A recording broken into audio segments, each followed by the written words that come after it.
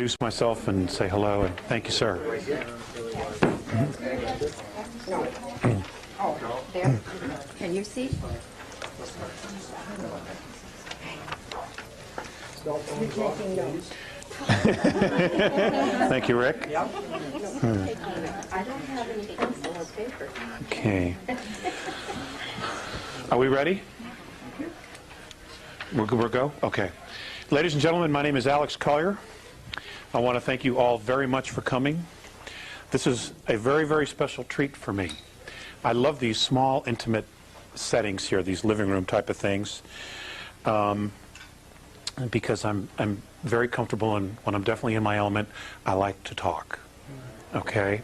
And I'm definitely in the mood for a talk fest, as they used to say.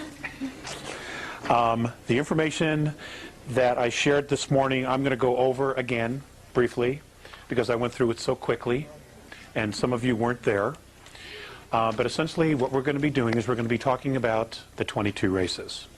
And the book that will be ready this spring is going to be called Defending Sacred Ground 2, ET 22.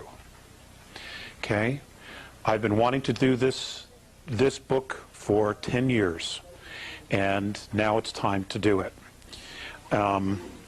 And the reason it's time is that there's so much going on in our solar system that we all need a scorecard. And I just hope to be able to share the knowledge that's been shared with me as to who these beings are and how they relate specifically to Earth, to us. In a nutshell, we are a composite of a lot of different races, 22 to be exact. It is a physiological fact that there are 22 different body types on the planet. And that is the result of the extraterrestrial races. I cannot share everything that I have in 2 hours because I am sharing the stage tonight with Mike Russ.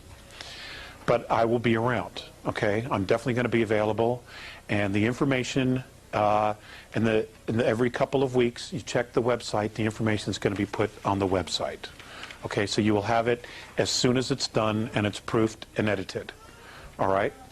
There'll be a hardcover or a bound book version of that, but by then you will already have the information. If it's something that you wanted to purchase at that point to give to friends, it'll be available. Okay, but it will be for free nonetheless. Okay. I'm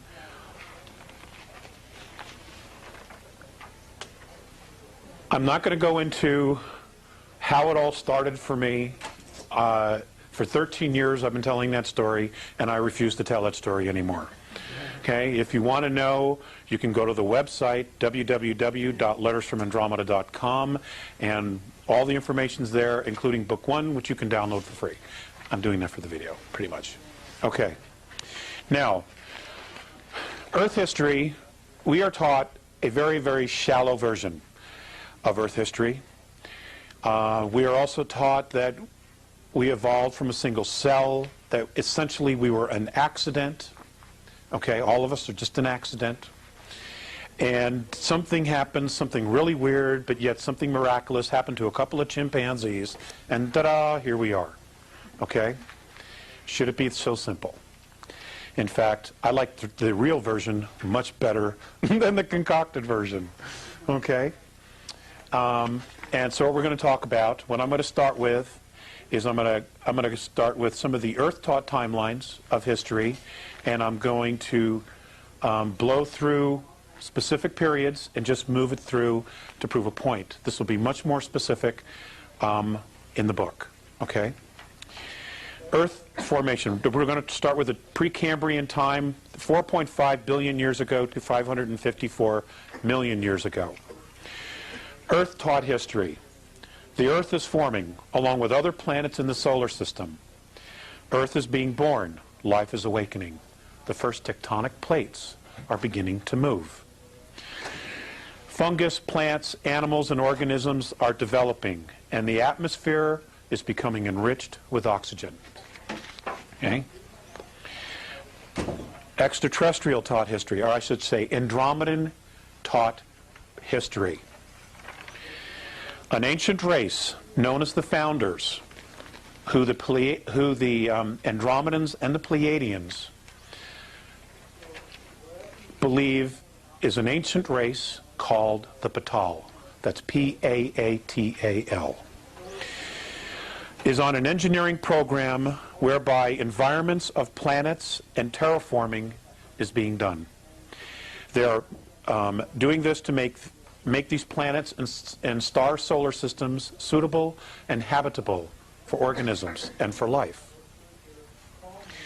Rendering ecosystems that are filled with hydrogen, oxygen, methane, and ammonia. Okay, now take ecosystems, one being oxygen, or some being oxygen, some being methane, some being ammonia, and some being hydrogen. Now these are all gases. For the introduction and colonization of microorganisms, nanites, and all types of life forms. Self-replicating machinery and the bombardment by comets and planetoids to change the rotation and the chemistry of the planets. We'll get to the self-replicating machinery here in a little bit. The practice and engineering of removing moons to alter a planet's rotation and moving planets closer and further from their suns to either decrease or increase radiation received by the planets.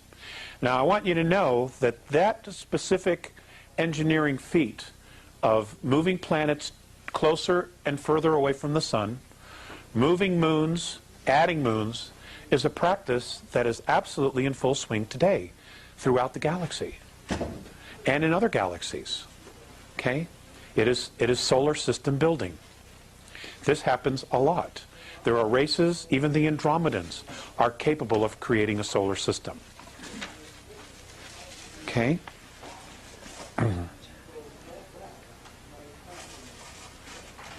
All projects, it appears, were designed to render many star systems and many planetary bodies habitable for organic life. Small machines have been discovered that were built so long ago that no one really knows for sure who built them. They cannot be replicated, and no one knows exactly how they were built. Now, I'll give you an example of the Andromedans. The Andromedans are approximately 43 to 4,500 years more advanced than we are technologically. Now, that's in our years, all right? Now, in our years here, I need more leash. Okay, a year for us equals 365 days. Okay, this is one rotation around our sun. The Andromedans count years in a completely different way. In fact, almost all the extraterrestrials do. In their concept of age, of counting, especially in this way, what they consider a year is when every cell in their body has been fully replicated. Now, if we did that, 1 year would be equal to 7 years in our body. Okay, so it takes approximately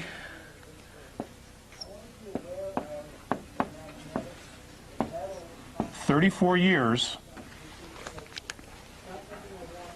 for their bodies in our time to replicate every cell in their body in our time.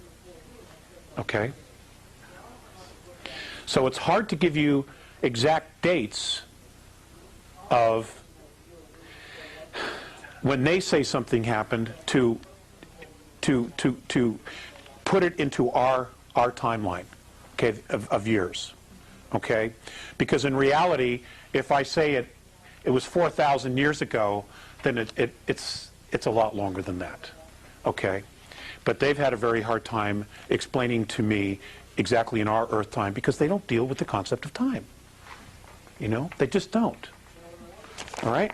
So but I'm giving you these numbers in Earth years, just to give you an idea of how vast our history is, okay? Now, amazingly, these machines still work. The machines do not have a name in the English language, okay? They don't even have a symbol that we could comprehend. So it's been explained to me that it is considered an antimatter machine. Okay? It creates matter. It creates molecules, which then create atoms, which then creates physicality.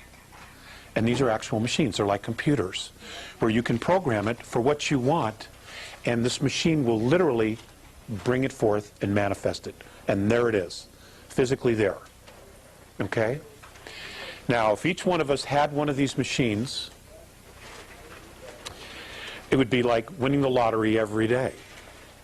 You know? Mike likes to do VWs. He could make himself a new VW as soon as the new models came out. As soon as he knew what he wanted. Okay? I could create a babysitter. You know, so that my wife and I could go out. Okay, and that's what now. Apparently, there are 7 of these actually working, and 7 different races have one of these machines.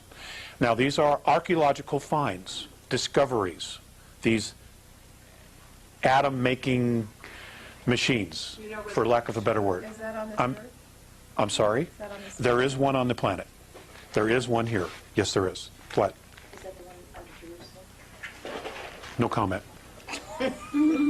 No comment. Do you know where they were found? Nobody knows. Absolutely nobody knows. It turns out that, well, let me just finish reading here, okay? And because all this will come out. They also discovered advanced building complexes, very large machinery, and complete terraforming ecosystems. Earth-like organic life is much less common than hydrogen gas ecosystems in our galaxy because we are limited, oxygen O2 ecosystems are limited to the geological presence of water. Okay, for O2 life forms, which is what everything is on this planet, there has to be water.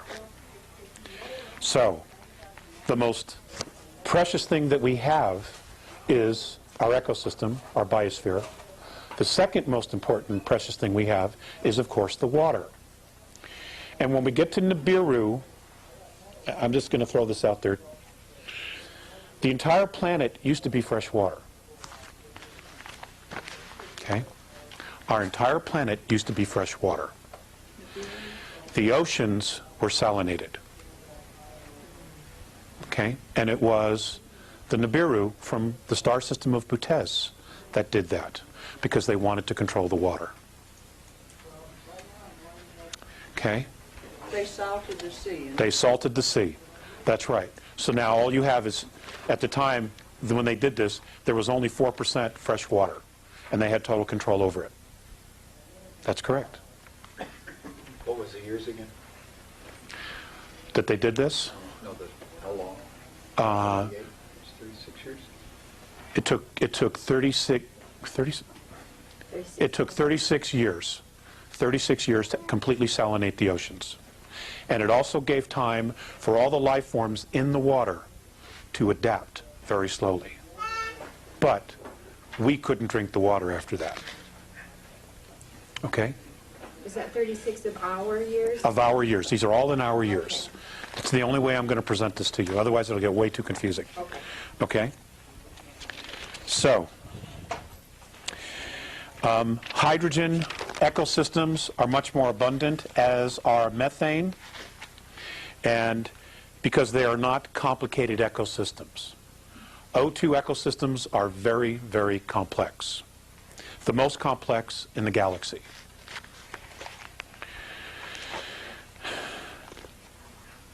Archaeological evidence, records, and legends point to the founders, quote unquote, the Patal, as the creators and caretakers of this galaxy.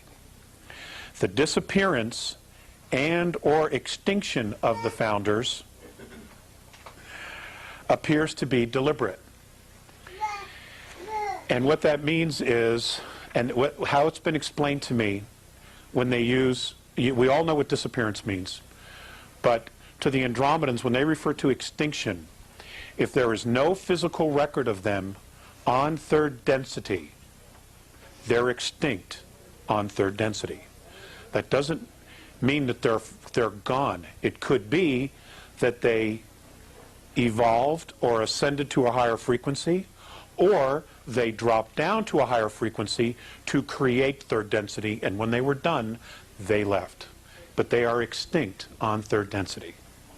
Okay? See, in sharing this information, this particular information that I'll be sharing in the next year, it's important to stretch yourselves to try to think holographically here, okay? Because there are so many implications to this information, and it's difficult to try to express that because the English language is so limiting, you know, to try to give you a concept about how this was all done. When the Patal apparently left, according to the archaeological record, other life forms, sentient life forms, reptilian, human, plasmic, methane life forms, all begin to appear and do appear in our galaxy in full form. Okay, now just think about that. They appear in full form. That means that they came from someplace else, or they were brought from someplace else. There was no millions and millions of years worth of evolution into this. Okay? And this is the same problem that our archaeologists have on planet Earth. Okay? They keep espousing evolution, but there's just no proof of the evolution in the geological, archaeological record. There just isn't. Things appear fully formed. Okay? It's amazing stuff. Now, are the Patal archangels? Are the Patal the gods? Nobody knows what they are, which is why they just refer to them as the founders, because they don't know. Okay? They don't know. The Andromedans do say that there is a creator. They, in their belief systems, in their traditions, say that it does not carry a dominant male frequency. In their opinion, it carries a dominant female frequency. Okay? So, in their opinion, and I'm telling you, they're real men. You know, the creator is a goddess. Okay? Does exist. Okay, so we blew through that. The Paleozoic era, 554 million years ago to 245 million years ago. A dramatic explosion of diverse, multi-celled animals. Well, they put that because suddenly everything is there. It's in the geological record. They don't know how it got there, where it came from, but it's there. So they just say, well, it just exploded. There it is. All these different things show up out of nowhere. Species appear with all living animals, almost all living animals and species appear within a few million years. Again, there's no evolutionary process here. They just begin to see them in the archaeological record. And each consisting on different parts of our modern continents. Now, at the time that this was happening, the North and South Pole were different. Okay, the planet was literally laying on its side. It had already had a pole shift, one of its many pole shifts. Okay, which is where the physical North and South Pole rotate, usually following a magnetic pole shift if it's done on its own. If it doesn't do it on its own, that is because a planetoid or an asteroid hit the planet, made it roll, and then what happens is the magnetic poles will either correct it over time and make the planet rotate back, or the magnetic poles will follow. Okay? I do not understand the mechanics of that. The west coast of North America ran east and west along the equator. Africa was the South Pole. Okay? Suddenly, during this period, 245 million years ago, 90% of all marine and animal life becomes extinct. Okay? Animal life. Not plant and fauna. Okay? Marine and animal life.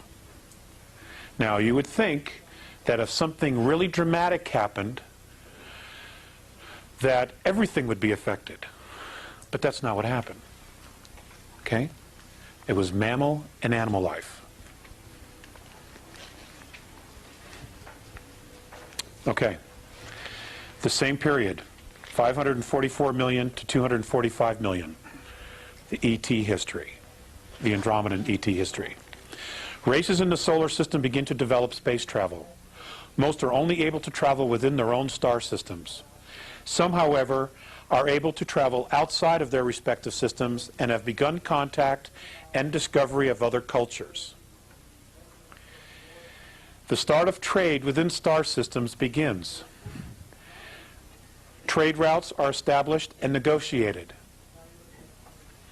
The sharing of technology has begun, and the development of new systems of space travel has also begun, because now the space colonies, the different races that have been established here that came in and fully formed, have now figured out how to get off their own planets, and now they're talking to other people, getting different perspectives, and they're sharing ideas, okay, and sharing opinions. I've not touched on this, and I won't touch on it in this lecture, but there were also a lot of misunderstandings, okay, that went on here, especially between the hydrogen planets in cultures and the O2 cultures. And I'll explain why there were some different misunderstandings later on when we get into this. Okay, treaties were forged between star systems and races. One particular race of sentient beings, which was much more advanced in space travel, set out to explore the galaxy. That is the Alpha Draconans, the Seacar. They were the very first, according to the Andromedans, to actually get off planet. And they were, at the time, the most advanced. Okay? They're an incredible race. They are an incredible race. They just have some incredibly ridiculous prejudices and biases. Okay? But that doesn't take anything away from the fact that as a culture, they've done some incredible things, you know? And a lot of other races have learned from them as well. Their spacecraft, at the time, were hollowed out moons and planetoids, which they refurbished, built out, created their own internal ecosystems, and fitted with propulsion. Some of that using fuel, which is not oil like we have here, but it was some kind of a gel that was mined in their star system. And kinetic engines. They created kinetic engines. What's kinetic? Energy. Focused energy. Electricity, a type of electricity. It's my understanding. Well, now, which... Let's hold the questions. Let's hold the questions, okay? I have a lot of material to go through. The Mesozoic era, which is 245 million years ago to 65 million years ago. Robin, write down your question, okay, please. Okay, Earth taught history. Mesozoic means middle animals. It is the time during which the world's fauna changed drastically. Now, it didn't change before, but now suddenly it does. And great change in terrestrial vegetation. The dinosaurs evolve. Well, they show up out of nowhere. Okay, and evolve into the Triassic and then Jurassic eras, only then to become extinct. Another planet-hitting asteroid hits the Earth in the Atlantic Ocean off the coast of Colombia, what is now known as Colombia. Now, were they deliberate? Nobody seems to know if they were or not. But what's interesting is that every time the planet gets hit with an asteroid or there's a pole shift, there's a radical change in the Earth's ecosystem. And what happens is it becomes more and more friendly for human life. Okay? 244 million years ago, we could not live on this planet. There were just too many things out there that would have hurt us. Okay? Extraterrestrial history, 245 million years ago to 65 million years ago. Many planetary civilizations have full space travel. Interplanetary trade is extremely established, and the need for natural resources increases and causes the exploration of the galaxy by advanced sentient beings.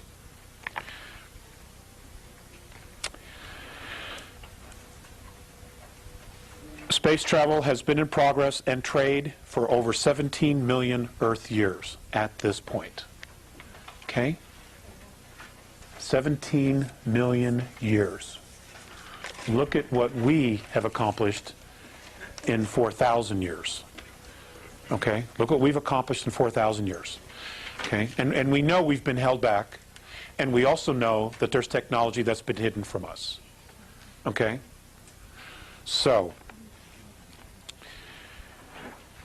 the most well-established star races are the C car of Alpha Draconis, or Draco, the Orion star civilizations, and the Lyra Vega star system. Colonization is in full swing. Many planetary alliances set up rules of colonization and are now reaching further and further out into the galaxy. So here, 245 million years ago, our star brothers, okay, our ancestors, because we're the sum total of 22 of these races, our ancestors already had space travel, and they were already setting up rules of colonization amongst themselves. Okay? That's just amazing to me. The discovery of space highways. Space highways are what our scientists theorize to exist as wormholes. Okay? They're space highways. The discovery of these is made during this period. To date, 17 have been discovered in our galaxy alone. 17 wormholes. Okay, and for those who don't know what we're talking about, this is our galaxy, the little dots of the stars, and what you have are tunnels that go to different parts of the galaxy. Just to give you a little example. And it's believed, or our scientists theorize, that if you can tap into one, you're on the other end of the galaxy in almost no time, in a blink. Or like the movie Stargate. Okay? That's the idea.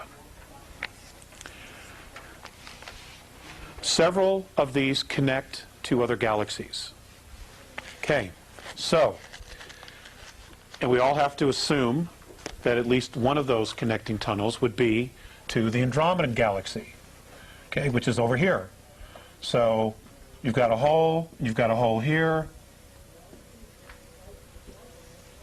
Okay, now you have a way to get there in like 0 time or incredibly fast, so that it's not a situation where you get in your rocket and by the time you get to your destination, everybody's dead because of old age and everything else.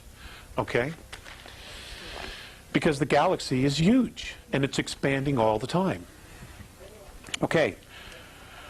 But as the galaxy expanded, many of these tubes of focused time, that's the Andromedan perspective of what a wormhole is.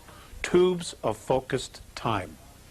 I cannot explain it to you any more than that. Okay? Because I do have some notes that are still stored away in a storage unit in another state where they have had to be put for safety, and I've not gotten them yet. Okay? In fact, there's 3 boxes of notes. It does not even go there. Okay? These 7, I'm sorry. Some of these tubes have snapped. In other words, as the galaxy expanded, okay, there were breakages in these wormholes or space highways. No galactic races to the present time, and this is as of 11 months ago, Earth time, okay, knew how they were built or who they built them or who built them, and they can't be repaired because we don't know how they were built. Nobody knows how they were built. Okay? There is an assumption by many that the founders created them, which is how they were able to do all of the terraforming and echo building in the galaxy in preparation for life to be introduced here. There is an assumption that that's who built it. The truth is, we don't really know for sure. It could have been built by someone even before them. We don't know. Okay? Because according to the Andromedans, third density as we know it is 21 billion years old. Okay? The universe that we know of, which includes all the dimensions, is 21 trillion years old in Earth years. Okay? Which is a staggering number. Absolute staggering number. Okay, we're going to get to some slides here in just a little bit. Okay. According to Morine and the Andromedans, only 2 of the superhighways, the wormholes, have not snapped in our galaxy. Okay? So out of the 17, 2 are still fully operational. As trade increased, the spread of life forms also takes place. The experimentation of transplanting life forms and vegetation is in full swing. Okay, now let's go back to the dates. 245 million to 65 million years ago. Our extraterrestrial ancestors are now transplanting vegetation and life forms from other systems to other star systems. Okay?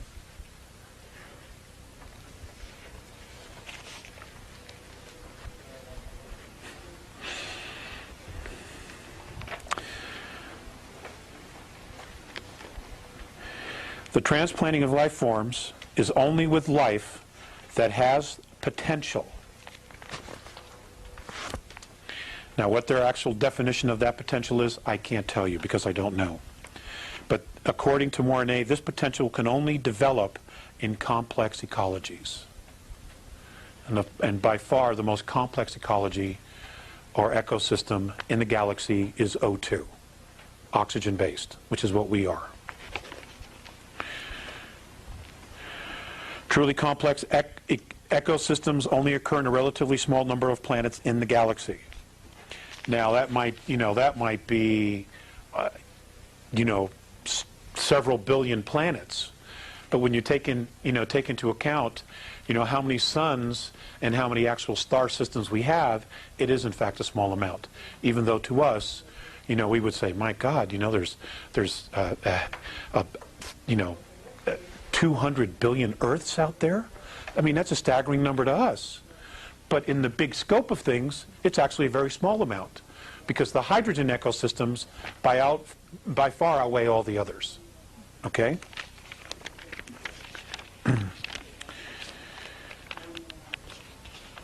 It follows that a complex ecosystem, planet-wide ecosystem, is the next most valuable thing in the universe to consciousness. Species, however, come and go but a truly rich biosphere will endure as long as it's not compromised. Dinosaurs, birds, and other life forms, fruit trees, are brought to our solar system and transplanted on the three ecosystems in our solar system. They are Earth, Mars, and Uranus.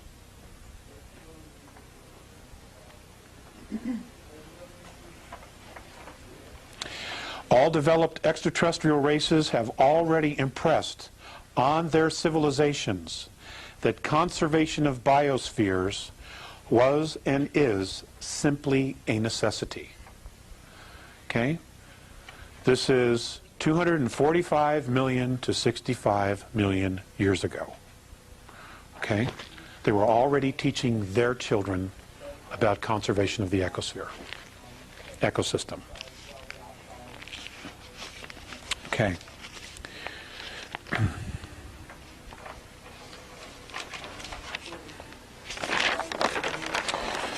The Cenozoic era, 65 million years ago to present. Okay? We're going to get through this, and then we're going to get really down into some fun stuff. Earth-taught history, sometimes called the Age of Mammals, because the largest land animals and mammals show up during this time. It is also the age of flowering plants, the age of insects, the age of fish, and the age of birds. Okay? Andromedan taught history. Our solar system is being visited more and more. 3 very complex ecosystems exist here already. Okay, we've already covered that. The first full-time, self-contained biosphere called an Eden. And I'm going to use that word because that's what the Orions called it. That's what the Draco have a different language, but that's what the Orions called it. That's what the Nibiru called it. That's what the Aldebarans called it. And that's what the Pleiadians call it, an Eden, okay? Which is like a garden. It's a fully transplantable biosphere, having everything they need to exist somewhere else. Okay? Now,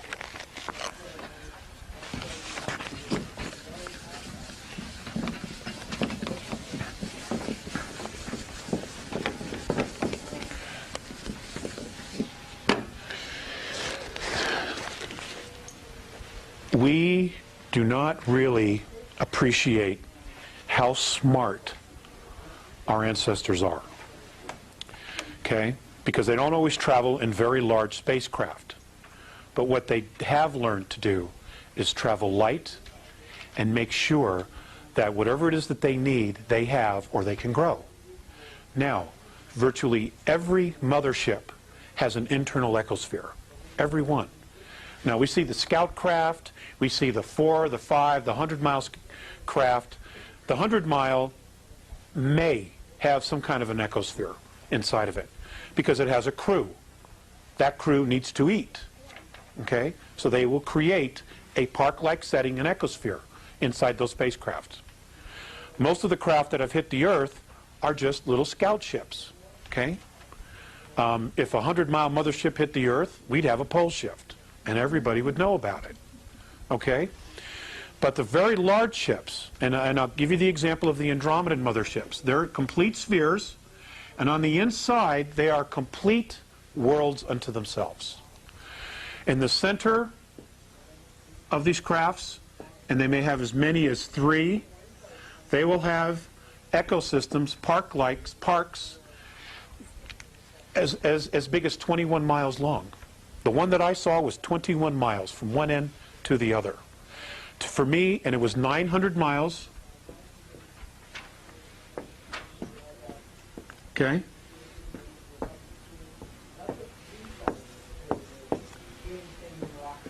And for me to literally see every inch of that ship would take 25 years.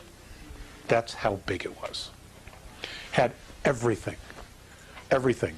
In these parks, you could not even tell that you were in a spacecraft. you would think you were in a park, you know. Agora Hills, California, Rocky Mountain National Park, Central Park, although I wouldn't necessarily want to hang out there. You know, Central Park, but, you know, without the crime, okay? And they're complete unto themselves. Everything is grown aboard the craft. So, when they come here, and they send a team down to the surface of a planet, and they say, okay, we're setting up we're setting up an Eden because we're going to leave you, a team of you here, to research the life, the plant life, the geology of the planet, the minerals, what it has, okay? What they do is they literally drop, can be as many as 12 type of cylindrical antennas. They plant these antennas down into the ground, at least a mile into the ground, and when they flip these things on, they connect. And when they connect, when they turn on and they connect to each other, they create a dome. Okay? A dome. It's a frequency dome. And then all they do is they unload the plants, they unload the fruit trees, everything they need, and this biosphere is exactly to match their physiology. Doesn't have too much oxygen, doesn't have too much carbon. It's exactly what they need. It can even be hydrogen. Can even be hydrogen, because what it means is then once they leave, they just wear a spacesuit and they can go out and do their work. But when they come back from doing their work, they enter their biosphere, and it's like living on the home planet. Okay? This is what I'm talking about. This is what an Eden is. Okay? This is what Richard Hoagland's been talking about all those years with the dome structures. This is what he's talking about. This is what these things were for. Exactly. Okay? It's good stuff. God, it gives me the chills. Okay. The very first one was founded in North America, what is now North America. Okay? Along what is now known as the New Mexico-Arizona border. And it was founded by and established by the CCAR, which are a hydrogen-based life form. Okay? So they had to have something like this. Now, hydrogen is a gas, okay? It's not something we can use. We can't, our physiology simply will not allow us to breathe and live in an environment like that. But hydrogen, the beings tend to be very large. They tend to be a little bit slower in movement. Their body frequency, the rhythms of their biosystem are much, much slower than O2. And the one thing about hydrogen-based life forms is that they cannot go faster than the speed of light in space travel. They can't. Where O2 have been known to go 4 times the speed of light. Okay? And that's been a real problem for the hydrogen-based beings. Okay? In lectures years ago, I talked about how prejudice is an extraterrestrial perspective.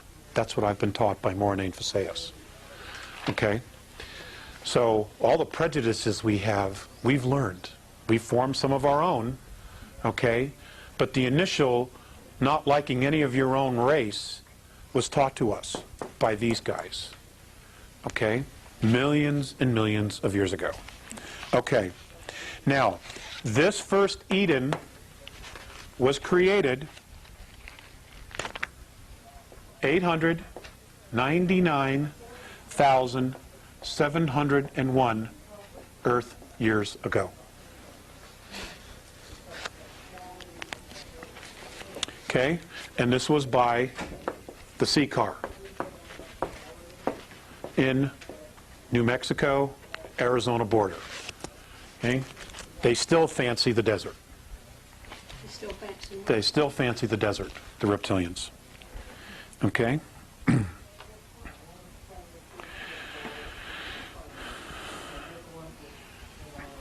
This biosphere was first inhabited by caste. Now, the reptilian civilization is three castes, is a caste system. Okay, it's a monarchy, but it's also a caste system. And you will find that it is stunningly similar to those in England, okay, in Europe, where you have royalty. Okay, you have the officer class, which is your dukes, your earls, okay, and then you have your peasants who do all the dirty work, literally do all the work. Okay? It's exactly like that. According to Mornay, this first biosphere was built by the officer caste or officer class of reptilian beings, and they were the first to stay here. It was not actual royalty. Okay?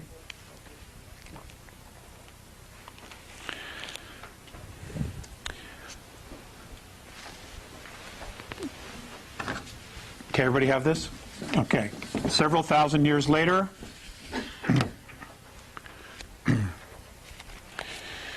Orion, well, actually a couple hundred years later, Orion established an Eden here from the Orion star system. God, I'm so bummed my wife is missing all this.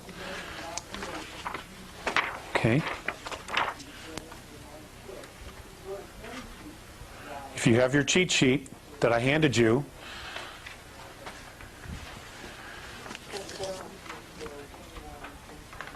huh? Oh, yes, I'm sorry. Good. Thank you, Mike. Okay.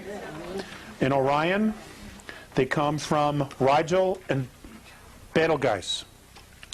Now, okay, that's these systems here.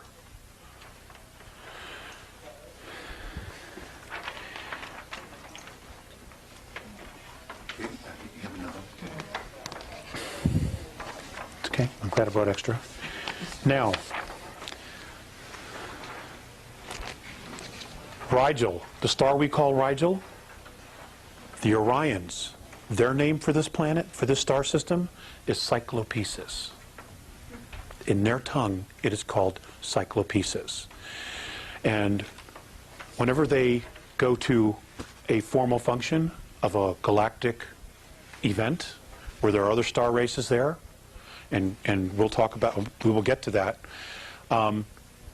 The proper way that they introduce themselves, and this is what the Andromedans do, and apparently it's tradition, and it was done, and everyone, whether they're enemies or not, have agreed to these specific introduction traditions so that there's no misunderstandings.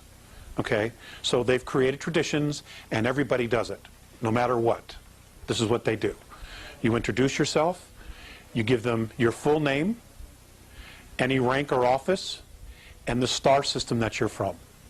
So, Alex Collier, father, because I don't have a rank or an office, okay? Sol system, Terra 3. That's how I would properly introduce myself, so that whoever it is that I'm introducing myself to knows who I am and where I'm from. Now, if you're an extraterrestrial, you're all talking, most of them are telepathic. So therefore, they're giving the same information, but as they're giving the information, they're also flashing star maps because that's what's in their head, you know, and the other races immediately acknowledge that because they get all that, okay? Okay, Orion established their first Eden in what is now called, I'm going to write this down for you, Uramani, China. The date, 763,132 years ago.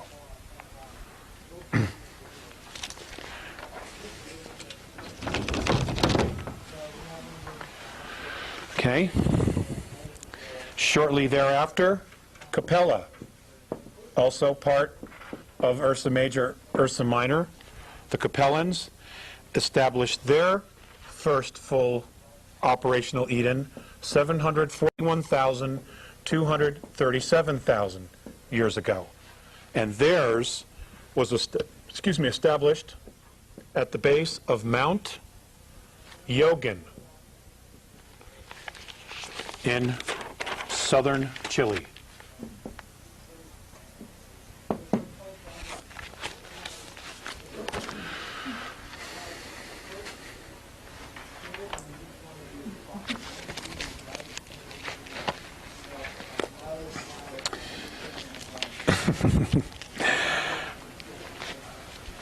Next are the vegans. Now this is not a plant-eating race. I just want to explain that. Okay, they're from Vega. They're also known to us as the Lyrans, who are literally our human ancestors. Okay, they established their first colony 701,655,000 years ago in North Africa, along what is now known today as the Libyan and Niger border. Okay? And I want you to know that on an archaeological perspective, from what I've been told, there in Ethiopia, there are absolute amazing things yet to be dug up there that have been left behind, that, you know, the cavemen did not build. Okay? Okay. Next, we have the Cassiopeans. Cassiopeans, 604,003 years ago. This is an entirely insexual sentient race. That's Algeria, North Africa.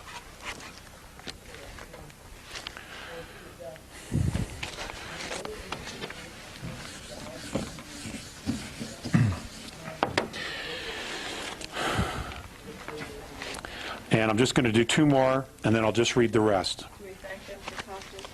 Yes, we can. Yes, we can. Okay, the next is Butes.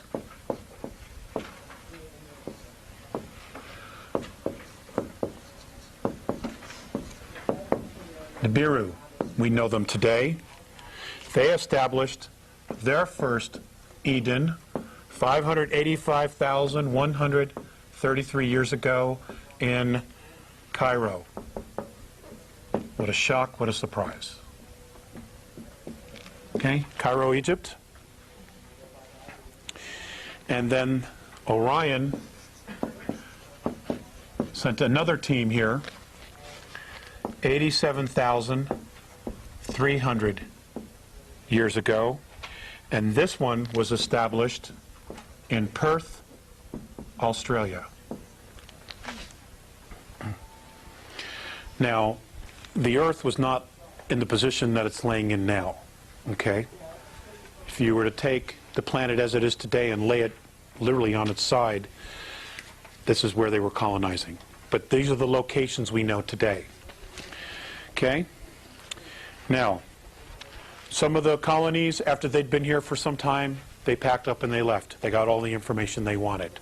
Okay, but the Earth is in constant flux.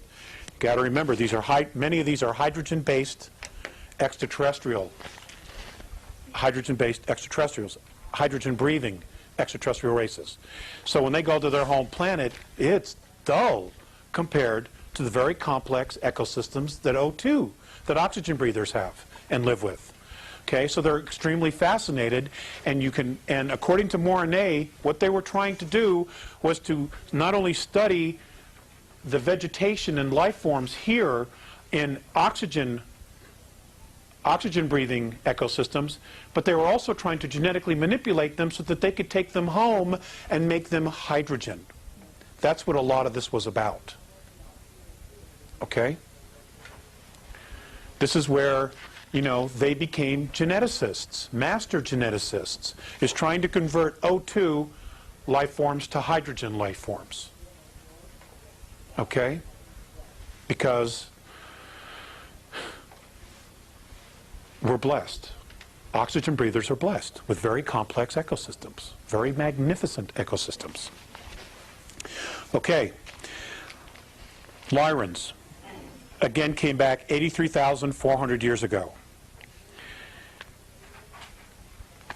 Has anybody ever been to Basque country? To the Basque? Right. Their language, nobody knows their language, where it came from. It's an ancient Lyran tongue that has survived. It's extraterrestrial. In fact, all of them are. But that one is really, really still close to the original tongue. Okay? Orion came back again 73,414 years to Mount Neblina on the border of Venezuela and Brazil. Now, 71,933 BC, Lemuria is founded as a collective colony. Many of these races decide, okay, let's just pool our resources. And they move their Edens to a continent in the Pacific. Those star nations were the Lyrans, this is who founded Lemuria, Cirrus A,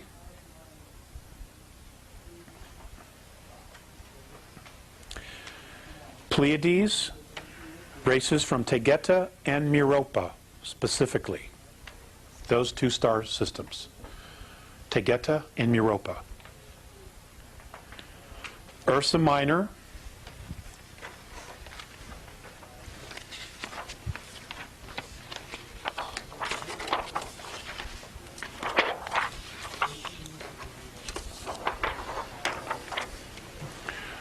okay, this is the Lyran star system. You have your cheat sheet, okay? It tells you where the races were from. Okay, we were all fascinated. Everybody's fascinated. Well, I'm not, but a lot of people are fascinated with the Pleiadians. Okay, so we'll leave that up there because we're going to talk about them in a little bit. And Butes, which is Nibiru. This is 71,933 BC. Okay, Lemuria is established as a collective colony. So now everybody's working together. Okay? Good sign. That's a good sign. Okay? It didn't last, however. 57,600 BC. Atlantis is founded. Now, somewhere between the establishment of Lemuria and the establishment of Atlantis, the Pleiadians get pissed off and they leave. Okay? A misunderstanding. They come back. They come back to the star system. And Atlantis is founded 57,600 BC. It's the Pleiadians again, the Nibiru, Antarians, the Hyades,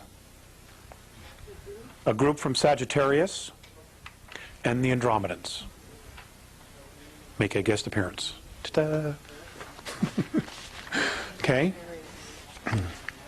Do I need to read those again? Yes. Okay. Atlantis, Pleiadians, Andromedans, Butes, which is Nibiru. You know, but you might as well know where they're from. Aldebaran, Antarians, Antarians, the Hyades, which is right here, and Sagittarians. With the exception of Nibiru, all of these are O2s, okay, that established Atlantis. O2 except which O2 breathers, with the exception of Nibiru.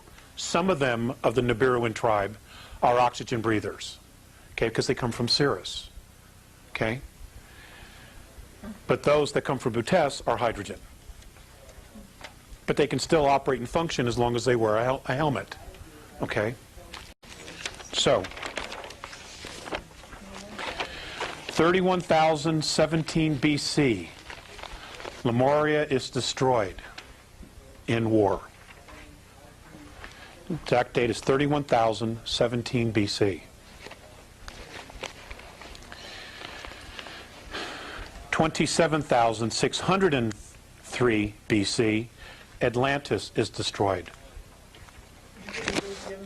For which? Okay, Lemuria is 31,017 BC, and Atlantis is 27,603 BC.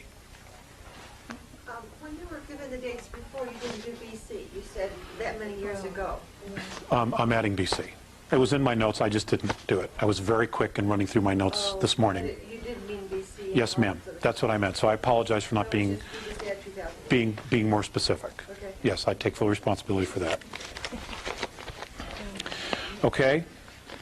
Now, I'm not going to go into, the who's and the what's and how's and why they destroyed each other. But again, let's just kind of go to the cheat sheet here. Actually, let's not. Let's just do this. Let's do this. I'm going to, actually, I'm doing pretty well here on time.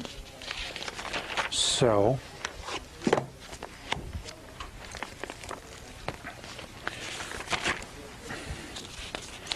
let's talk about the races.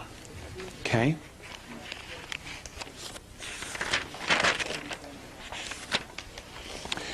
Let's talk about the sea car. Alpha Draconis, the ancestral line of the reptilian races in our galaxy. The sea car themselves, according to legend, do not know exactly where their home system is either. That's how big the universe is, or the galaxies are. Okay, the universe. Okay, that's how big it is. According to the Andromedans, there are 100 billion galaxies known and mapped in the known universe.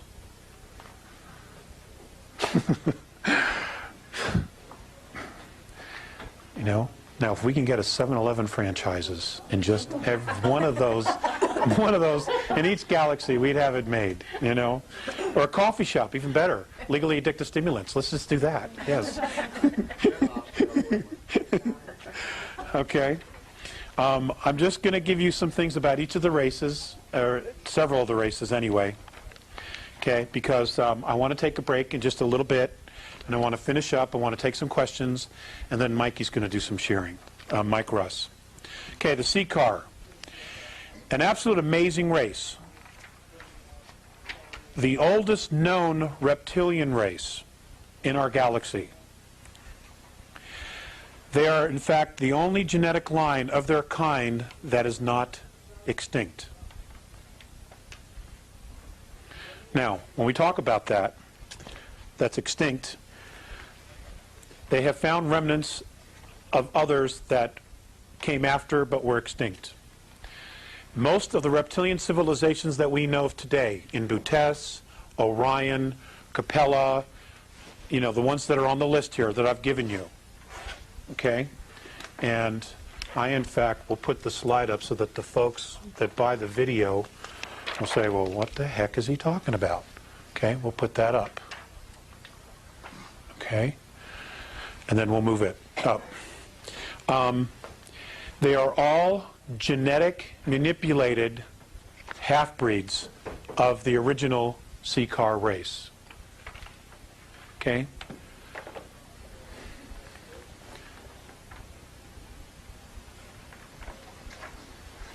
Okay? So, just so that you understand that.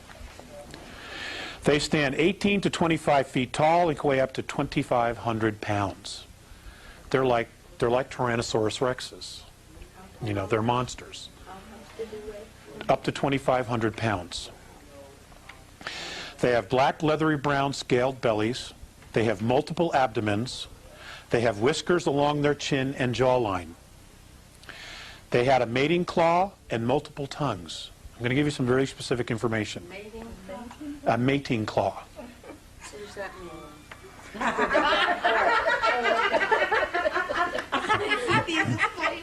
Honey, Robin, you need a mating claw. Well, we'll find somebody that's got a mating claw. And multiple tongues. Okay? They lay eggs. And what is called a battle hormone is used to accelerate the birthing process. They're male and female? Yes. They are a duality. This is why ancestral females did not participate in war. It's because if they did, there wouldn't be anybody there to help with the eggs. Okay? They also have to be there to secrete this hormone. Okay? I'm only sharing with you what I know about them, okay? I'm sure there's a lot of questions. Okay. Did not participate in war. Stronger young females were expected to defeat and kill older and weaker leaders in ritual combat. The Seacar race is ruled and managed by genetic lines, genetic lineage. And genetic lineage always follows the mother, because you always know who the mother is. You don't always know who the father is. Okay? So, you know, in that particular line, the gals have all the say. Ruled by a monarchy of a queen genetic lineage, they are one of the most powerful races in the galaxy. They have some of the greatest military might that has ever been seen in the galaxy. And most of the clan members are zealots and will do anything for the glory of their clans, of their lineage.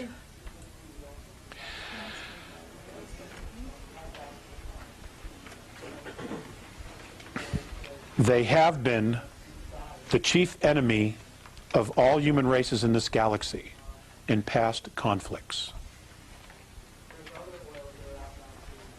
Again, we're talking about hydrogen breathers versus oxygen breathers. They have 3 spinal columns. One spine is located ventrally near the stomach. The other 2 are located dorsally on the left and on the right of the Seacar's body. The spinal columns join near the dorsal of the geometric center at the extreme posterior of the trunk to form a long and very powerful tail.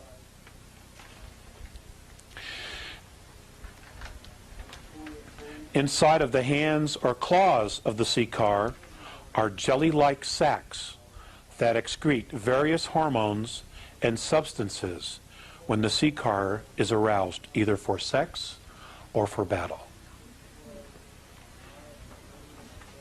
The primary purpose of these enzymes is to initiate encrusting of sperm.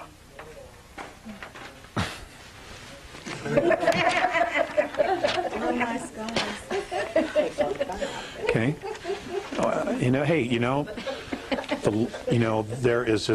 There is an amazing amount of life out there, and they look at us and they think we're beasts as well. Honestly. Okay. Now, I'm going to talk about the Lyrans. Now, when I'm talking about the Lyrans, and then I'm going to talk about the human race as a whole, about some other things here. I've got some pretty good notes. I'm also talking about us, okay, and our ancestors, and all the ancestors of the ancient Lyran line, genetic line. Okay, now before I even get to that, I'm going to read the first sentence that I have on humans. The human race is unusual in having all of its members' race derive from one genetic line.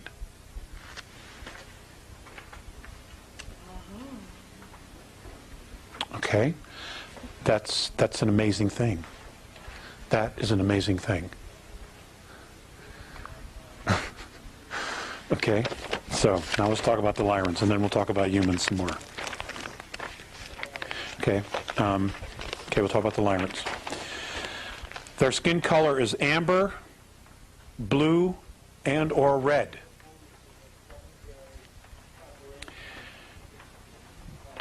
The color of the stars in their planetary systems is what caused their skin tint to change. Okay, depending upon the frequency and the UV ultraviolet scale of their stars. Okay?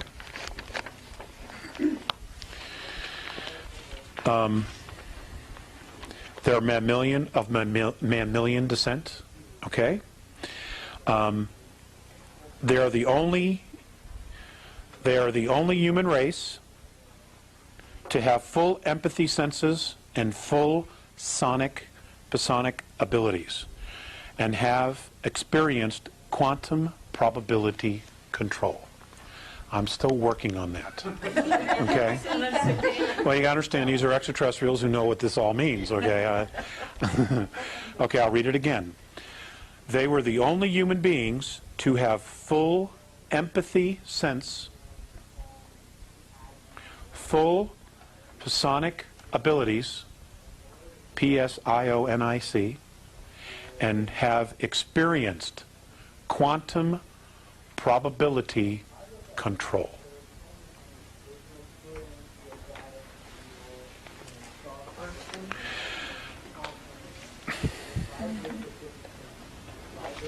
Okay.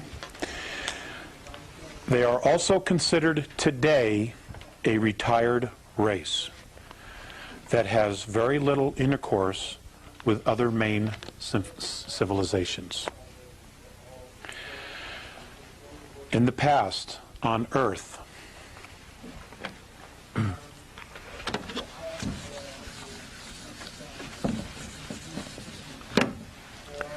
they were known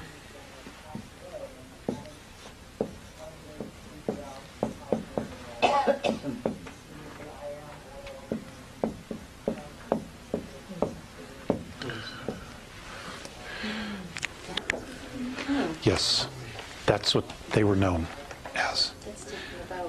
I can't read your writing, I'm sorry. Oh, I'm sorry. Bodhisavita. It's B-O-D-H-I-S-A-T-T-V-A.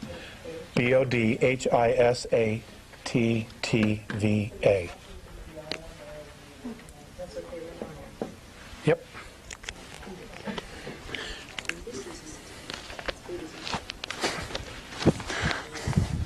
Ta-da! Lights go off. That's great. You know, that's great. Okay.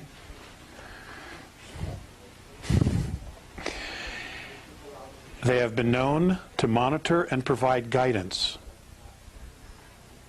for some planetary systems. Some planetary systems today see them as their protectors and guides.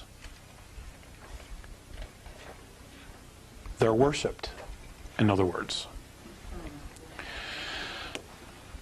What's interesting is that the Lyrans prefer to live on ringed worlds.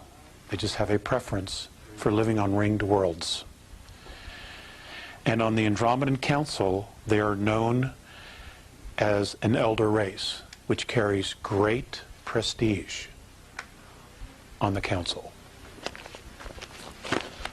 Because extraterrestrial civilizations, ladies and gentlemen, really pay close attention to genetic lineage. Okay, now we're going to talk about the human race as a whole. The Andromedan, how the Andromedans see the human race. Okay? I'm doing this for the people at home so that they can all write this down. Okay.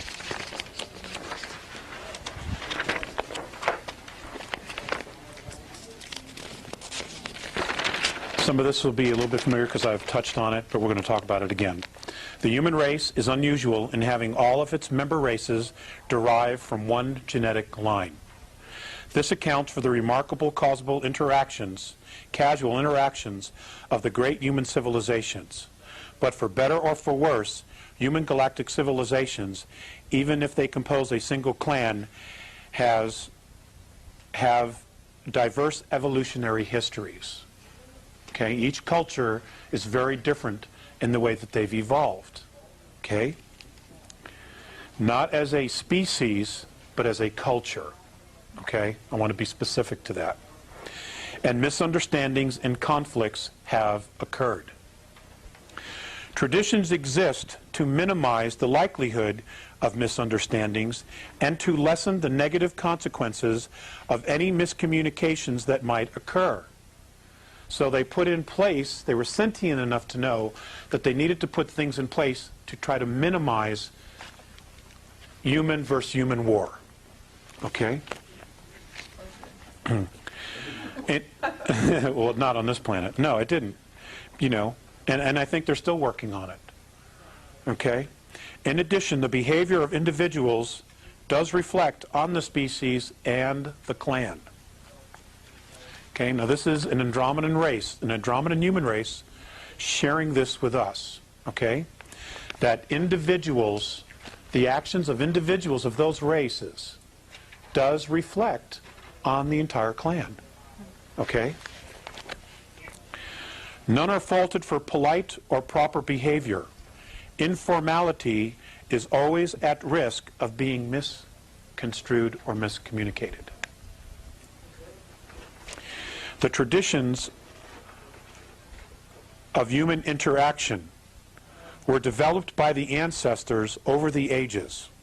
When an elder race insists that a new civilization observe traditions, okay, an example, the Andromedans come down, they introduce themselves, they say, okay boys, it's time to go to the show.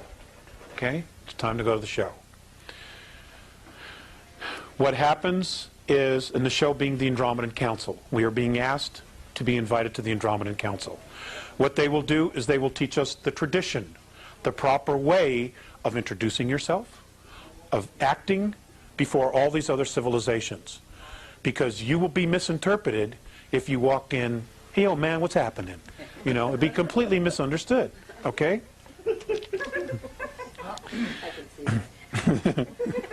Yo, blood, what's up?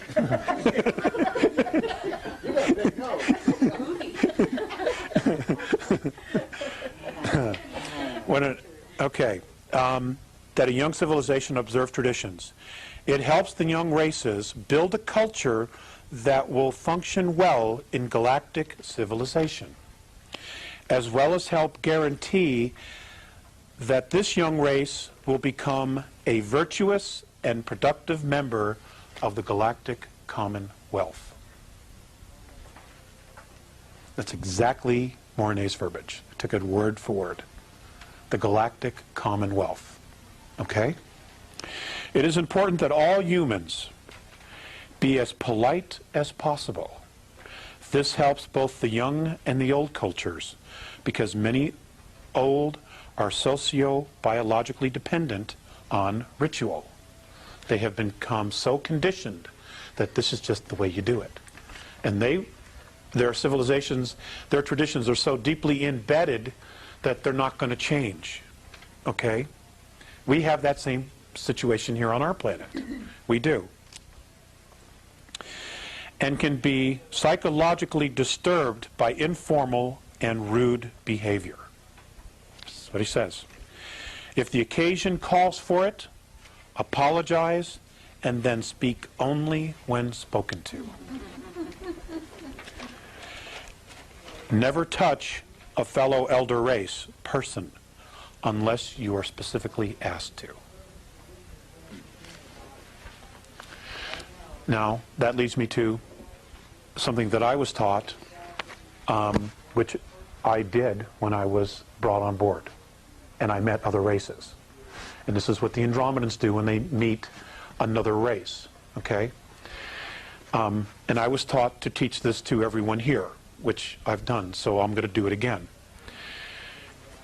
When you have a contact and you're standing before an extraterrestrial or extraterrestrials, you stand, yourself square, you bow, never taking your eyes off of them, and you say, "It is the manner and custom when entering my space that permission be asked." You say it very clearly, because what you are doing is you are declaring your sovereignty and you are declaring your space. All right? Because we are not that well thought of. So it's important to do something like this. You got 10 seconds to make a good first impression. It is the manner and custom when entering my space that permission be asked. Is that done verbally or? Yes, well, we would have to. We would have to do it verbally. They would probably respond telepathically. And if we didn't say that? There's always the possibility that your space will be violated. I mean, they would violate then probably. Well, the Greys would. The Dows would, absolutely. But nobody knows to do that, And besides, they wouldn't approach you that way. They always steal you out of bed, because they're little friggin' cowards. No, I don't have any charge on that. Okay. Physically disturbed and spoken to. Most human galactic races have 3 languages. And these difference markers are formal, informal, and differential. Now, the differential apparently is what's used in a lot of politics, galactic politics, that particular language. The formal is when you are addressing your own race, like State of the Union. It's also when you are talking to elders. If I'm a young person, I'm a young Terran, and I'm addressing an elder of my race, I'm to use the formal. Okay? The informal is informal. Yo, blood, what's happening? Okay? Okay. The informal marker is not used ever in public. Always ask if both parties are comfortable with the informal language. So I would have to say, "Mike, do you mind if I talk trash?" And Mike would have to say, "Sure, man, talk trash." Okay, and then we're both agreed and I can talk trash. It's probably a bad example, but okay. The informal marker is always used, the formal marker is always used in public, because you always want to regard your partner in conversation as worthy of respect.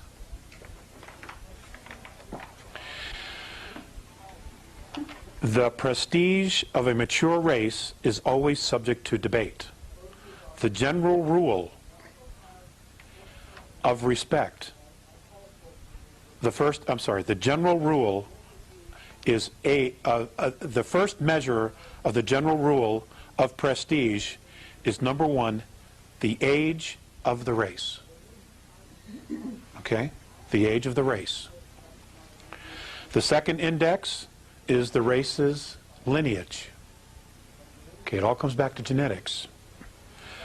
The third index is the number and size of the race, or the clan, or the tribe. Okay? In standard introductions, always include identification by full name, species name, any relevant titles, and your home planetary system. Which is the clan? Yes, which is the clan. Okay. Name, rank, and Serial number. Name, rank, species name, and planetary system. did you say we're Earth, Terra 3?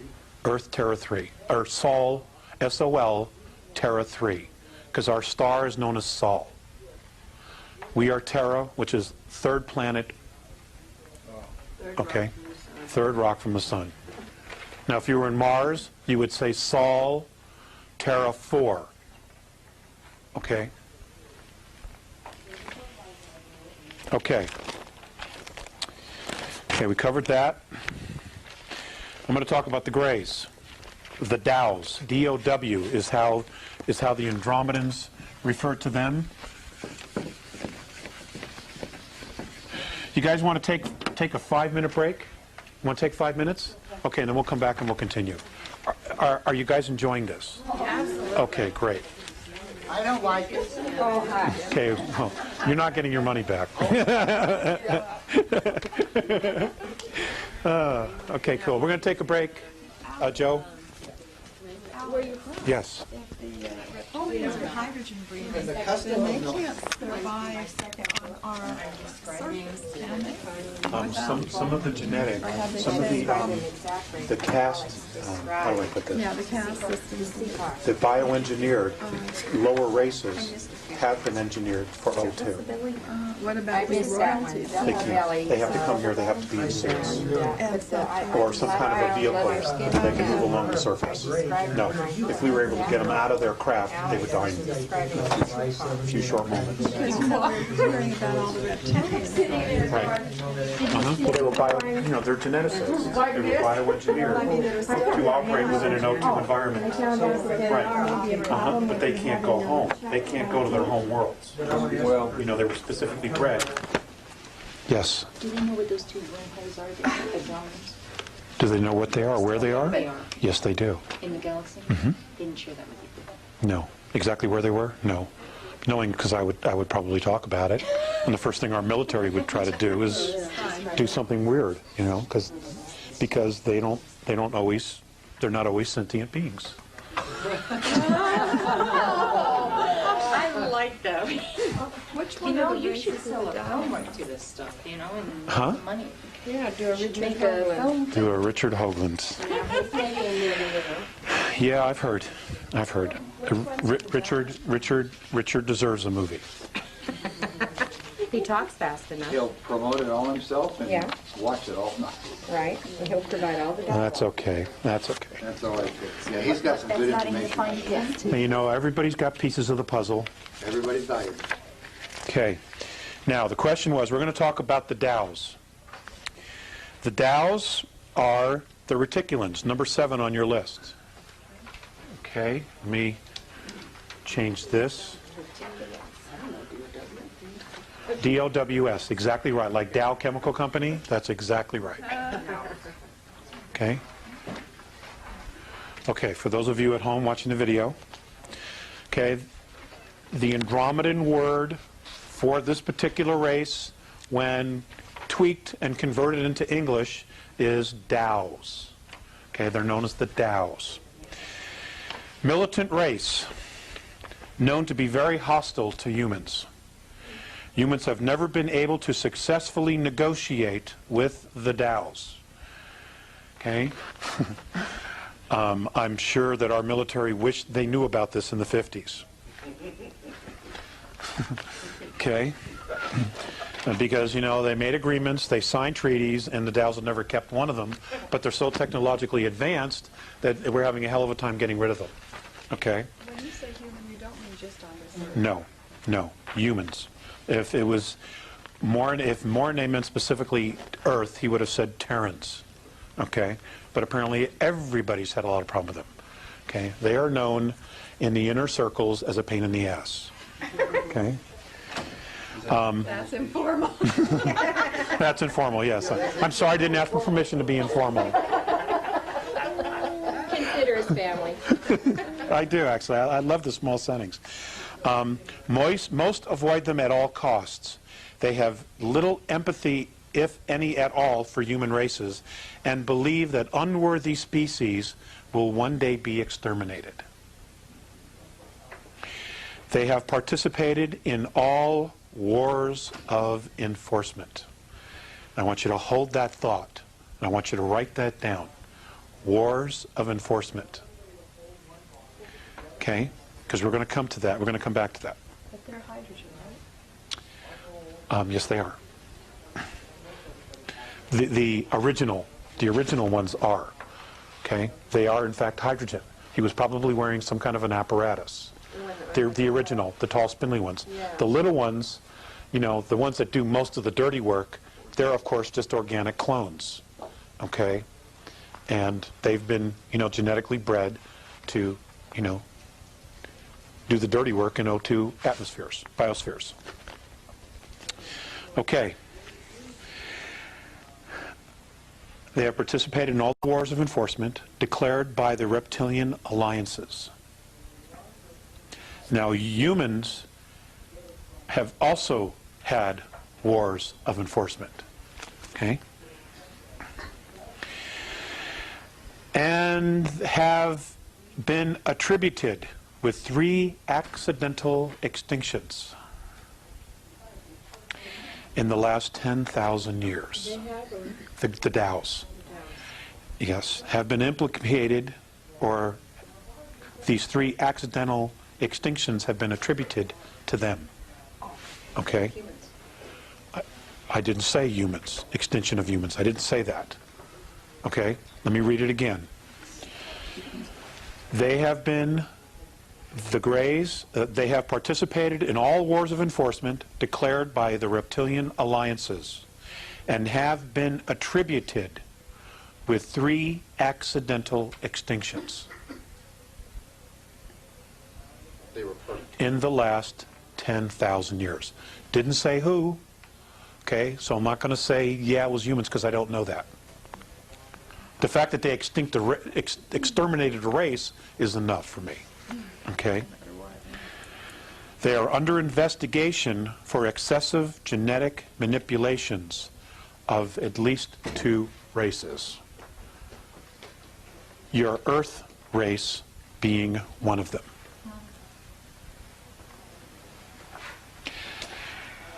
And something else he added as an afterthought is that they do not experience childhood. It's probably why they're all tweaked. Okay, they don't experience childhood. Okay, wars of enforcement.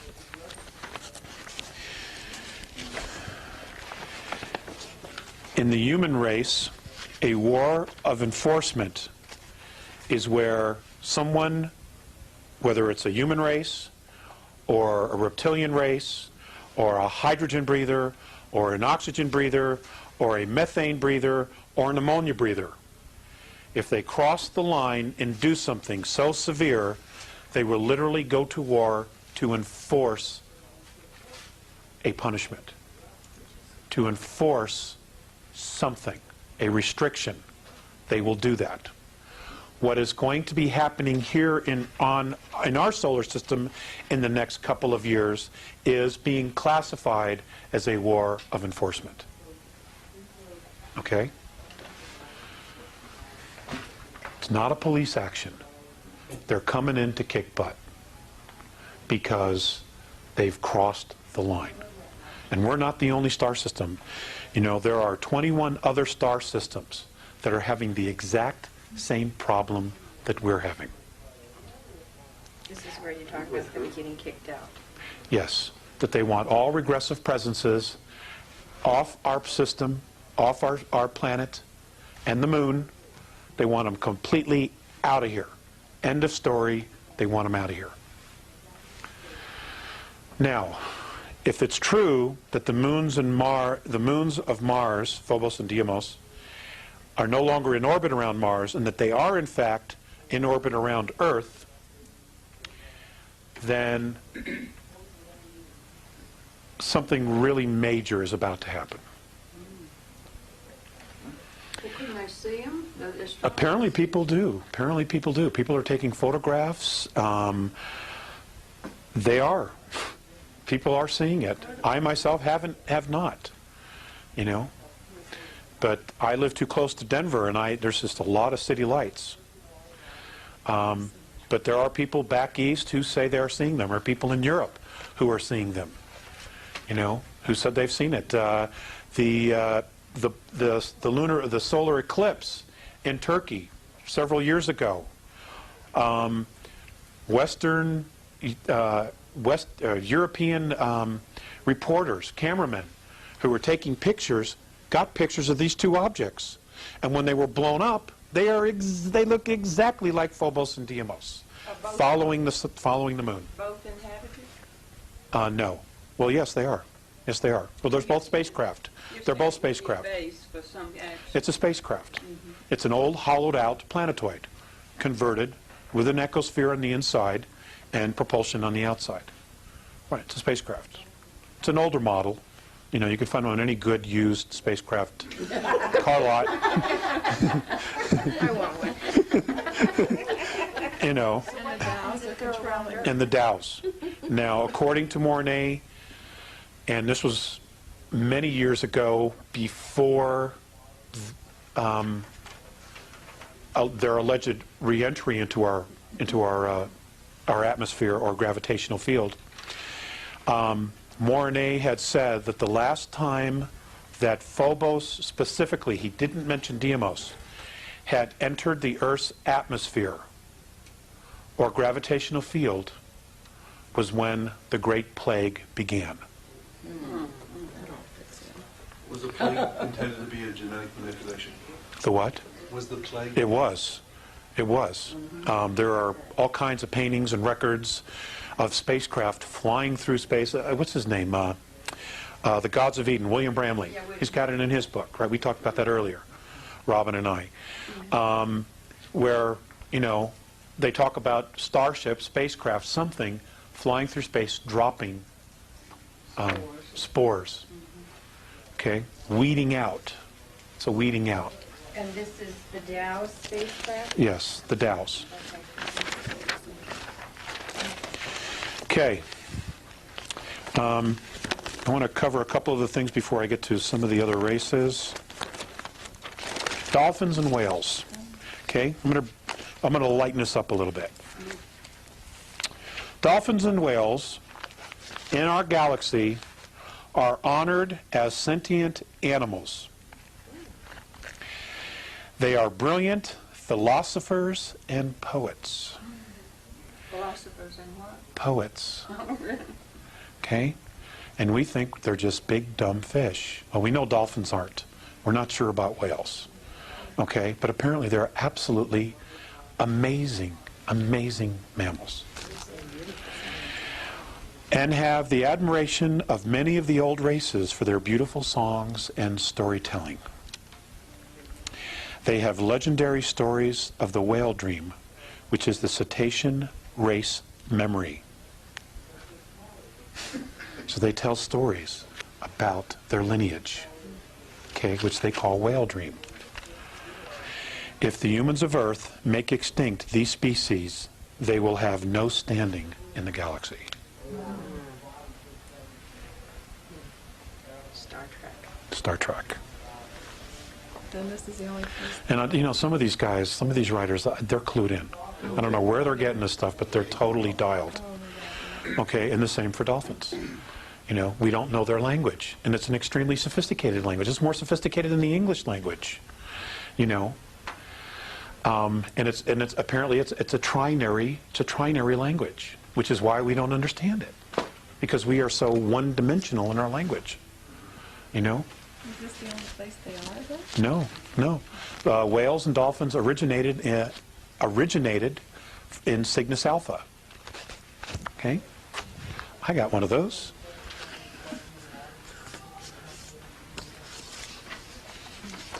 I'll tell them more about the dolphins. Huh? I'll tell them more about the dolphins. Okay.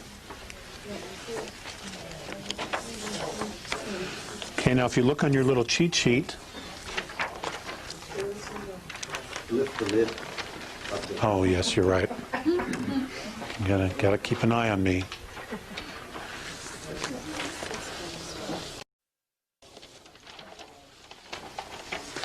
Okay, smaller star systems which orbit around the central suns of Deneb, Sadar, Guinea, and Alberia are where they come from. The largest population of whale and dolphin life is right here. Okay? Within this collection of smaller stars are thousands of star systems.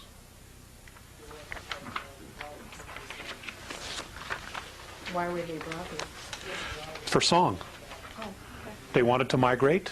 They wanted to explore other worlds. They wanted to add to the whale dream. Okay? And they were brought here millions of years ago, and they are recording. You know, and my understanding is that when they birth the young, they teach them the song. Okay? And the song is the story of the lineage, of their lineage, and the history that they've learned of the home world that they're on. That's the song that they sing. They're singing the song of the story, of the lineage. Okay? And it's, you know, one right after the other. They teach them everything they know. It's amazing. Absolutely amazing. Okay. Okay. Just going to touch on H2 and O2. Hydrogen, the hydrogen life beings were threatened or felt threatened by O2 life forms because O2 life forms have a much faster rhythm.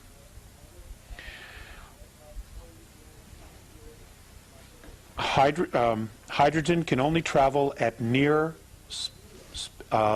space light speeds. They cannot go beyond that. Okay? O2s can go much faster, as fast as 4 times the speed of light. H2s are much smaller and slower and more numerous because of a higher frequency of suitable biospheres. Okay? We talked about that earlier. These are just some notes, random notes. There is trade between the two, between hydrogen and oxygen breathers. But very disastrous wars have been fought between these two civilizations in the past. The Andromedan Council, now I want to preface this again, okay? The Andromedan Council is held in the star system of the constellation of Andromeda. And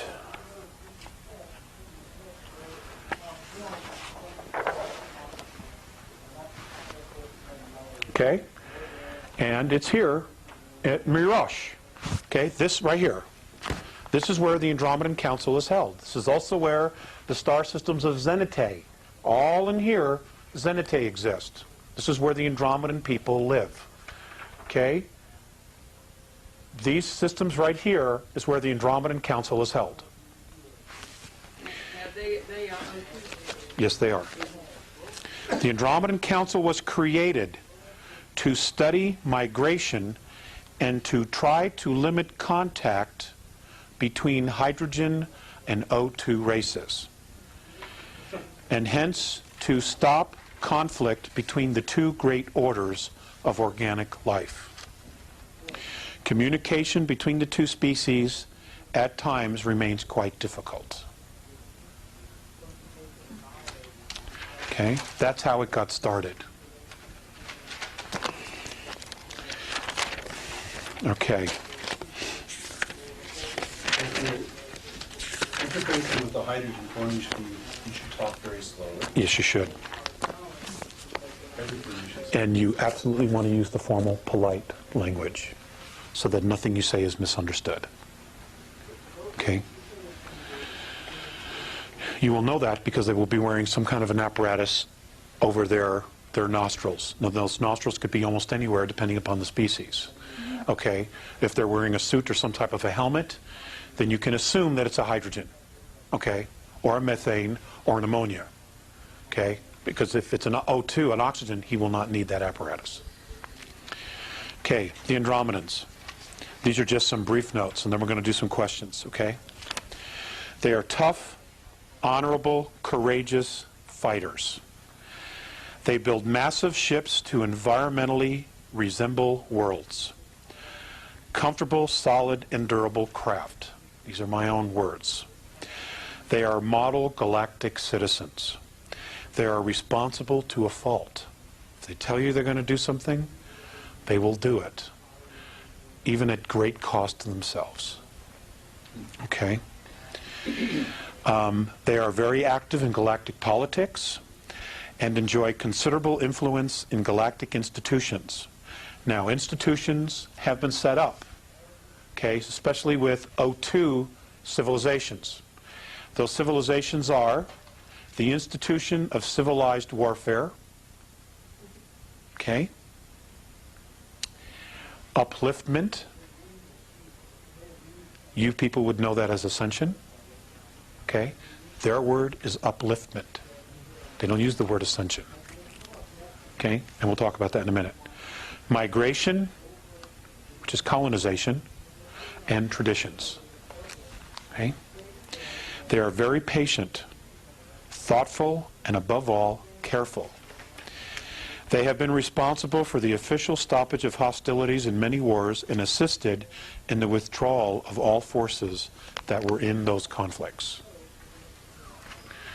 Okay, upliftment.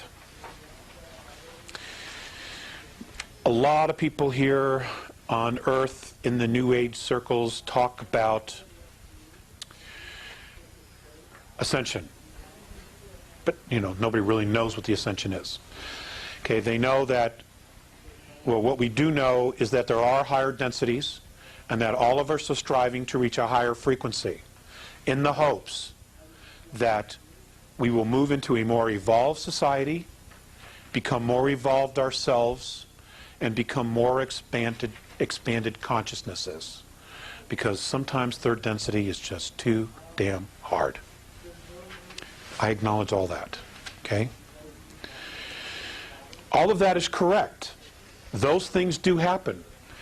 And there is archaeological evidence in the galaxy of races that have actually changed their frequency and moved to a higher level. That's a fact. But it is not called ascension. It's called upliftment. And apparently, none of the races that have done this have done it by themselves. They have always had someone help them out of the mess that they're in. Reach down and basically mentor them to the next level. Does that mean they don't have a body anymore, physical body? No, they have a physical body. There's physicality in all the dimensions. Okay? There is. You know, you just don't move up to fourth density and fifth density and now you're just this little cloud blowing with the breeze and, you know, it's not like that at all. Okay, it's as solid as this, it's just completely different. Okay, the physicality is different. The physicality is much bigger. It's on a much grander scale. Okay, the color spectrum, okay, or the color spectrum where we live on now is 72 different frequencies of color. Fifth density, it's 123. Okay? And I've talked about this before. There are colors and things that I've seen that I can't explain. There's just no way, because there's nothing here to compare it to. Okay? Okay, I want to do 15 minutes of questions, and then I'm going to turn it over to Mr. Russ. Robin. Okay, I wanted to ask about the Dogons, you know, and that whole Syrian thing, that when the Dogons tribe in Africa said they were visited by the Syrians. And right, from Cirrus B, and they had maps before we even knew that Cirrus B came about. Well, did they have a fish tail? I'm not aware of that. I'm not aware of that at all. I have an actual fish tail. No. Do we Demi. know, you mentioned upliftment, do we know who or if we are being helped with upliftment? I think that that's a possibility. I think that that is an absolute, real, definite possibility. Because Visayas said to me once, before he crossed over, that our specific Terran race was one of the most promising human species that they had seen in a very long time. Okay? Despite all the other crap, we were one of the most promising. However, and I'm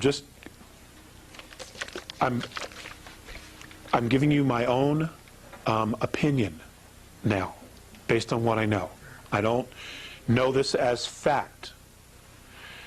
But if the Andromedan Council does what they're planning to do next year and try to remove all regressive presences, extraterrestrial presences, off the planet and the moon, if they do in fact do that, Mornay has said that they are planning to just sit up in space, we will all see them, and watch us for anywhere from 2 to 4 years in our time.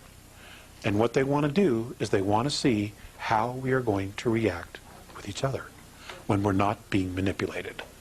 Will we in fact come together? Okay? Now the point that I made this morning was there was a period of 300 years where there was absolutely no extraterrestrial intervention. And what happened? We dusted off the monarchies of Europe and we created the United States of America. The United States of America, ladies and gentlemen, was never supposed to happen. It was an accident. It was never supposed to happen. Okay? The royal families of Europe, who were connected to the extraterrestrial lineages, were never supposed to lose control. Never. And once America opened up Pandora's box, a lot of people followed. You know, because we had all been sick of the tyranny, you know, and we still are. Go ahead. Well, to follow up kind of on that, anything you might be willing to say about shape-shifting, royalty, draconians, that sort of thing? I had this conversation earlier as well with a member of our audience. Shapeshifters. Does technology exist where someone can create a holograph around themselves? Yes, the technology does exist. Is that technology presently being used on Earth? The answer to that is no. Okay, now, can a regressive entity take over a human body? The answer to that is absolutely yes. And the process is actually very simple. They abduct someone, they bring him to death very slowly, and the moment his last breath, his essence, leaves the body, they replace it with another. Several moments later, that person, that body will rise off the table. It'll be the same physical body, but inside it has a completely different agenda because now it's a different soul. That technology does exist. Would you call that a weapon? Yes, I would. Would they have the memory of the original body? Yes, they do. But my understanding is that there's anywhere from 3 to 7 months where there is a transition period. And generally when it happens to a major figure, they will be out of the limelight or be very rarely seen. Okay, when that happens, because they're still adjusting. Now let's talk about that some more. The word is, well, or what some people have said is, well, I saw them turn into a reptilian. I actually saw the reptilian. Now that's probably very true. Now that doesn't mean that they're actually a reptilian and they're just, you know, using technology to look like a human being. It's a human body. But you got to remember something. Reptilians are not used to the extremes of emotions. They don't have emotions like we do. Okay, in fact, many of the human races out there don't have the extreme of emotions that we do. So what happens is that if there's a situation where the body gets excited, because it's a human body, that's what it does. It's this huge antenna. When it gets excited, the reptilian soul inside doesn't know how to act. Okay? So he probably either gets frightened or he gets alarmed. And when he does that, because they're extremely powerful souls, okay, you see a projection of themselves. You see the projection of themselves in their auric field. You will see it, okay, because they're not used to the emotions. They don't know how to handle it. And that's part of the transition period. That's what I've been told. Well, can an original reptilian have sex with a human being? Yeah, but no offspring will come of it. You know, if there's offspring, it's because there was a genetic manipulation. Why would they do it then? Just I actually don't know that it actually has been done, but it can. They do have a phallic. It's a mating claw. I'm sure that comes into play. well, I mean, I've run into that with some people. Some of my Could be. Maybe they just want to, maybe they're trying to experience, maybe they've been watching humans do it. They see the heightened emotion and passion and the rush that we get at that moment, and maybe they're trying to experience it themselves. well, they say they are attracted to, you know, orgies and. Well, because of the emotion, right? Different races on Earth. Why? Are they different combinations of this 22 or what? Yes, they are. Yes, they are. Do you know what ones are what? I know some of them. I know some of them. But I'm not prepared to talk about that tonight. But we will do it really, really soon. I promise within probably 4 weeks it'll be up on the website. Okay? So that, you know, I'm extremely motivated to create a scorecard. Okay? So that everybody knows who everybody is. Especially if this thing is coming down. We need to know. Or at least the information needs to be available. Those who want to know will find it. Alex, you don't have to answer this if you don't want to, but are the Caucasians all from one strain, or are we a mixture? We're a mixture as well. We all are. We're all a Heinz 57 with a moderate to good temperament when we're left alone and not provoked.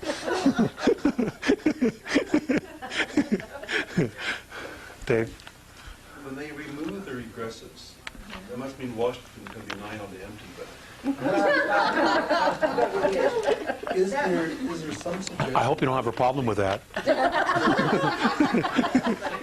is there some suggestion how we can take the planet back? It's going to be handed to us. But what we do with it after that will be entirely our responsibility. We will be handed back the planet.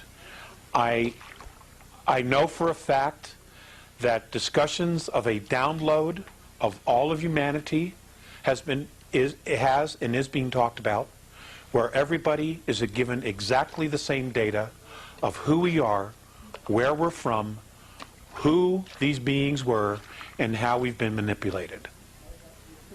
They're going to basically say, okay, here's the truth. And I don't know how many people are going to be able to handle it. If that happens, they've talked about it. I know that there will be some contact of some sort after the extraction occurs. Then they're going to withdraw, and they're going to watch us. Now, if we will be totally self-responsible for this, depending upon what it is that we do with each other and with our own ecosphere, biosphere. If we're not responsible, they're not going to help us. That was the galactic debate, wasn't it? Yes, it's exactly the galactic debate. And that's the compromise they came to. You paid attention. I like that, David. I like that. That's exactly right. They don't honor themselves. They don't honor each other. They don't honor their home. What is their value? It's exactly what was presented. And the defense was, we've never known ourselves. That's right. They've been manipulated from the get-go. What if it's a few people that take the responsibility, but not the majority? Well, that's why I'm kind of hoping that they're going to do the download. Because everybody will know, and all of us will be starting on page 1. You know, everybody. It would be a huge help. Did you say this would happen next year? The date that they gave me was August 12th, 2003. Now, the reason they've given me that date and that specific day, and I didn't know about this till a couple of years ago, why that date, was, remember the Philadelphia experiment? Mm-hmm. When they sent the Eldridge through time and they ripped a hole in time? Well, they created a portal that was never supposed to be there. Some of the regressive races that are here and that have been in other places in the galaxy were sucked in through that time hole, and they're literally out of their own time. And the idea is to round them up and literally say, okay, we are either going to take care of you here and now, or you're going to be allowed to go back through that hole. Because it opens on that day. So that's 60 years, is it 60 years? Is that what that is? I believe it's 60-something years. Was it on August the 12th? Oh, yeah, August the 12th. So it's Uh-huh. 2 days. Yep. What will we experience? So when that hole opens, they're going to have the opportunity to go back to their time to where they belong. Okay? And the hope is that they'll do it, and the thought is that they actually will do it. Once that hole closes, there are apparently galactic races that have been recruited from outside our galaxy who know how to fix it. And they're already here, apparently. And as soon as that hole closes, they're going to seal it forever so that it never happens again. It doesn't open again. Because it didn't cause problems just for us. It caused problems for everybody. Everybody. Because it created a bridge between two different times. So what will we experience on that? That's a great question. That's a really, really great question. And Marilyn, I have absolutely no idea. I have absolutely no idea. All I can tell you is that unless I hear otherwise, I will be taking that day off of work. If it's been postponed, I'll go to work. If I haven't heard any change in the schedule, I will be not going to work that day. It's a sick day. Apparently. Now, is there any correlation between this event and the approaching of Planet X? That's a great question, too. Planet X. 2 years ago, and I'm on the record as putting this on the website, the Andromedan, the Nibiruan, a portion of the Nibiruan family, the Enki line, approached the Andromedan Council and asked for permission to enter our solar system to retrieve mining equipment, okay, and other materials that they had left behind when they left here. There was a considerable amount of debate. The Andromedan civilization itself was staunchly against it because the Nibiruans are not known for keeping their word. Okay? However, the Andromedan Council itself ruled, okay, we will allow them in. And they are in fact coming. Now, what is coming is not a planet. It is in fact an intelligently guided planetary-sized craft. Okay? It can maneuver, it can change direction, it can come and go anywhere it wants. All right? It is not in an orbit, like we've been taught. Okay? It is not. So if it's a That- spaceship, It is a spaceship. Not hurt. It's just a very big one. it's not gonna, Well, it can hurt us. You know, if it comes too close to us, its field will in fact cause a lot of problems here. Is it But as at the big same as- time, what? Is it as big as they say, 4 times as big as? Oh yeah, sure.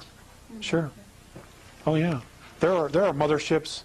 The Andromedans have told me of races that have mother craft from the Andromedan galaxy that are twice the size of Jupiter, that house over 1 billion beings on it.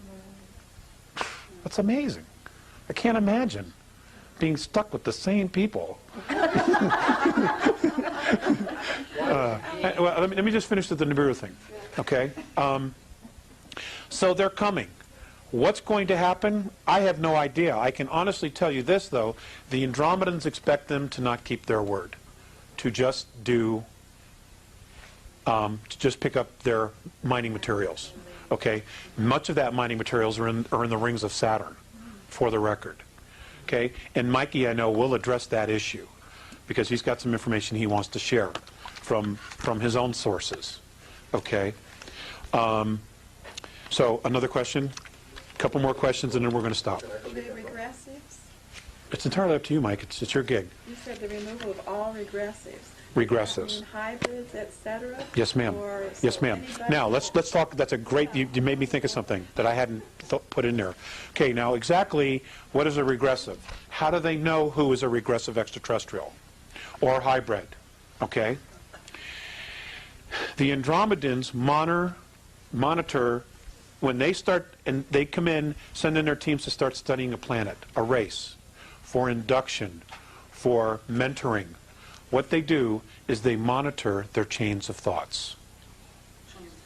Okay?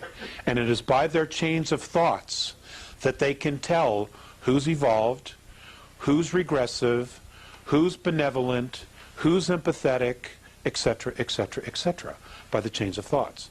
They have technology that literally, it's not like it's more than just a picture of a brainwave. Okay? It's like a photocopier. Okay? It literally, you take a brainwave and creates a picture of an intent and of a thought. And if they see a chain of thought that's very regressive, they're marked. And they know exactly where they are and who they are on this planet. They know exactly. There's regressive. You know, and they're not the only ones. There are other races that are part of the council. You know, there's 38 different races in our solar system and just outside of it right now. Okay? And they're all sharing data. And they're just waiting to find out what's going to happen here, to get to go. Would the regressives include humans who are aggressive too? Yes, yes it would. Absolutely. Uh-huh. So it's not anything to do with your percentage reptilian or anything else. It's a lot of other things. Like It's a lot of other things. Like a Hitler would be But considered a regress. He would be considered aggressive, but is he a walk-in? If he's not a walk-in, he stays. We'll have to deal with him. If he's a walk-in, he's out of here. Okay, because he's not the soul. He is not the birth soul. Okay? Okay, are we all clear on that? What's that? Many of them are walk-ins. You know? Many of them are walk-ins. Yep. There is one family, and I've been told not to say because it would get me in a lot of trouble, but I'm going to tell you the circumstances. There is one family where the children are birthed of a line, okay, and when the child reaches 3 years of age, the exchange takes place. Yes. Now, this same family, okay, is basically used as a carrier. They're not the actual genetic lineage, but they have been propped up to be the genetic lineage. Wouldn't start with a bee, would it? Do you follow what I'm saying? Okay. So they're not the actual lineage, but they've been assumed to be? They've been propped up to be the actual lineage because that's the lineage that this particular race has chosen to walk into. Been used for breeding purposes. Breeding purposes. Thank you. I just didn't want to come right out and say that. It gives me the creeps. Some of the Illuminati will be removed, some will not be removed. The walk-ins will be removed. The actual alien genetics beings will be removed. If they are in fact true Terrans and they're just sons of bitches, we're stuck with them, okay? Because that's our race. The fact that they have a mental psychosis is not a problem that the extraterrestrials, that the Andromedan Council wants to deal with. You know, we need to deal with that. We need to take responsibility for our own race, okay? And again, it goes back to the traditions, okay? The actions of an individual are a reflection on the clan and the species, okay? And that's what they live by. You know, and there's going to be a big curve, learning curve for us. Big. If this all goes down the way it might go down. I honestly don't know. You know? Yes, Sandy. Have they already Okay, Michael, got couple minutes. people marked? I mean, some way that they've got them, are they already studying the regressives from the ones that are going to stay? Is there going to be some sort of a mark on people? Yes, it has. And it's already taking place? Yes. Okay. It hasn't already taken place. But they know exactly who Okay. is leaving, and they know exactly where they are. But there isn't a mark that somehow... Like what kind of a mark? They don't need a mark or anything like that. They got the brain waves. Yeah, okay. They've got their chains of thoughts. Okay? What they do is they plug it in. They have their own type of satellite machinery. Okay? And they plug in this brain wave frequency. And their computers, which are incredible, monitor every move they make, and they're recording every thought and every action that they make, and they will answer for it. They will absolutely answer for it. Alex, would you think that... 2 more questions, and then I'm going to retire. Would you think that those that are in this room and other rooms similar that you're talking to, that the reason for it is being that we will be there to possibly help with the transition? Because I would we think know so. about it ahead of time? I would think so. Absolutely would think so. Got to learn the transition first. Right. This is what Right. he's telling us what we need to learn how to say. I don't know what she means by transition. The removal You mean of the to help the people that are staying? No, when we find out about, when we're given all of the downloaded information as to... People are not going to know how to process it. I mean, like you're you know, like your devout Jewish people, your devout Christians, they're going to have a really hard time transitioning with this information. Okay? Because all of their belief systems are going to implode, you know, big time, you know, and they're going to need to process this, you know, and it's going to be one hell of a interesting experience for all of us. So you mean the control of religion will be exposed to it? Yeah. Oh, it'll be gone. It'll be gone in a heartbeat. 9 out of 10 people listening to you would think you ought to go to the loony bin. I've been told that. I've been told that. Therefore, it will be You know, but very fortunately my wife and my children don't think so, and that's really all that matters. That's why it'd be You know? very difficult, because you're Sure, telling us sure. Well, you know, they're going to see extraterrestrials. They're going to see very large spacecraft. They're going to see hundreds and hundreds of miles, maybe thousands of miles worth of motherships in the sky. You know, and I mean, are they going to look at me and say, "I don't really see that"? You know what I'm saying? You know, and then who's in denial here? Okay, that's why, and I think that there is a move to really educate people, and I think that there are elements within world government that are benevolent, that are really trying to solve a very difficult problem, that are trying to help, and I think that's why the Disclosure Project has been allowed to get off the ground. Because for those of us who have been studying this information, that's the smoking gun, you know, and you know, that whole thing is, it's about the speakers. It's about the guys telling their stories. It's not about Stephen Greer. All right? And I want to make that crystal clear. I think Stephen's done everybody a great service, but it's not about him. It's about the guys on the tape that are putting it on the line. It's my bride. because Baby fell asleep. Even people like us here, it's almost mind-boggling. Yeah, it is. The enormity of the whole situation. My wife and I talk about this stuff at dinner. We've had Mike over to the house several times, and you know, we talk about it. And the frustration for us is, well, you know, how do we get this information out there? You know, it's hard. It's hard, and all I can do is offer it. You know, I can't make a living at this. That's for sure. You know, one more question, and then Mike. Dara?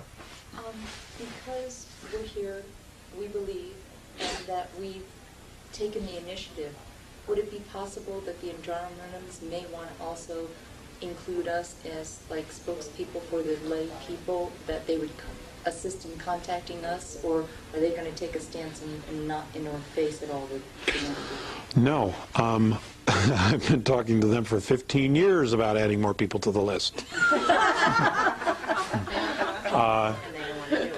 No, that all of us here in the room would be open to that. Right. my understanding is that many people in the next several years are going to be contacted.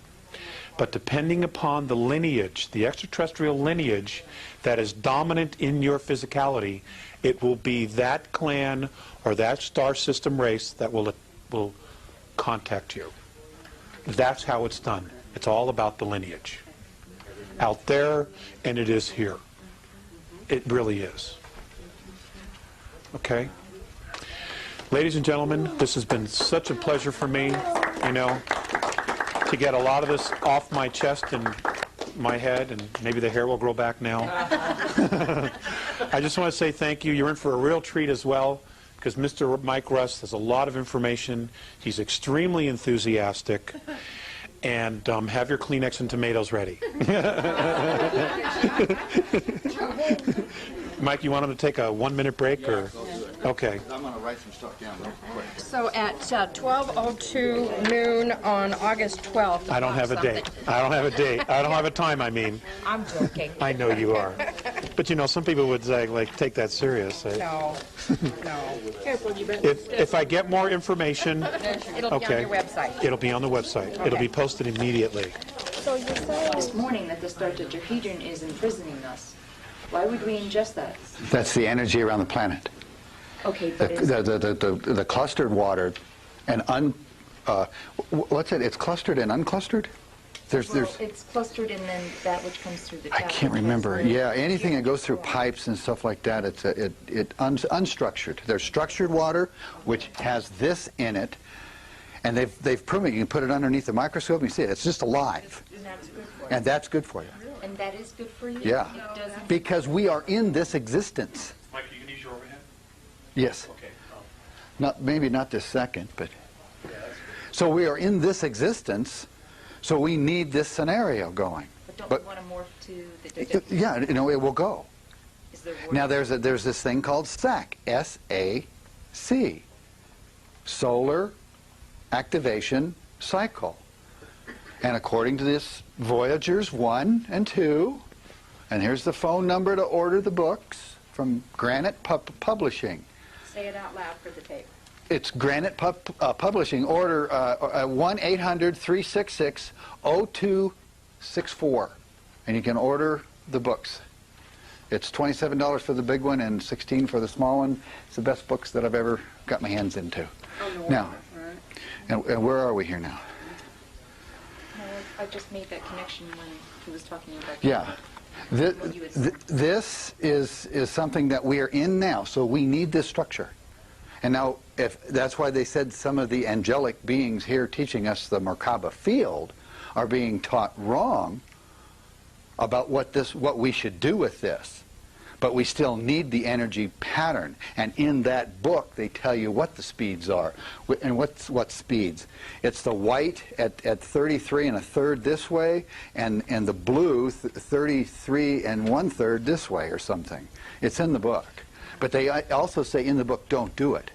And as long as we're talking about that, they give you this Maharic shield. Here, and I've got the picture. Let's see if it comes up on the thing. As long as I'll just go with the flow. Can you get this at all? I don't know. Can you get that at all?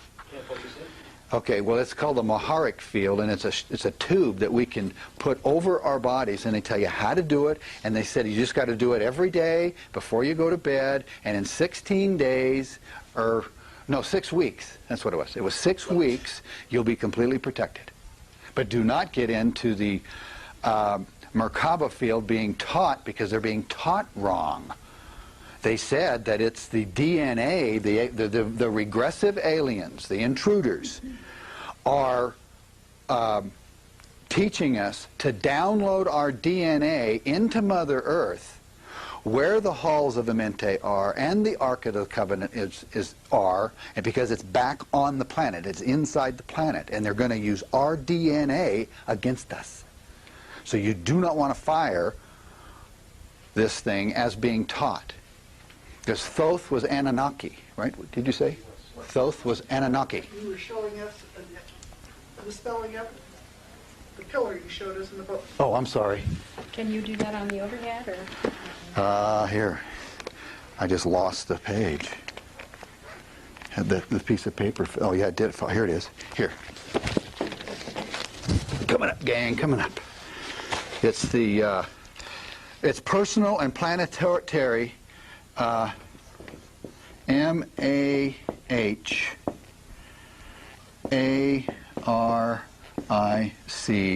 and then shield. They call it a shield. Shield. E-D-S.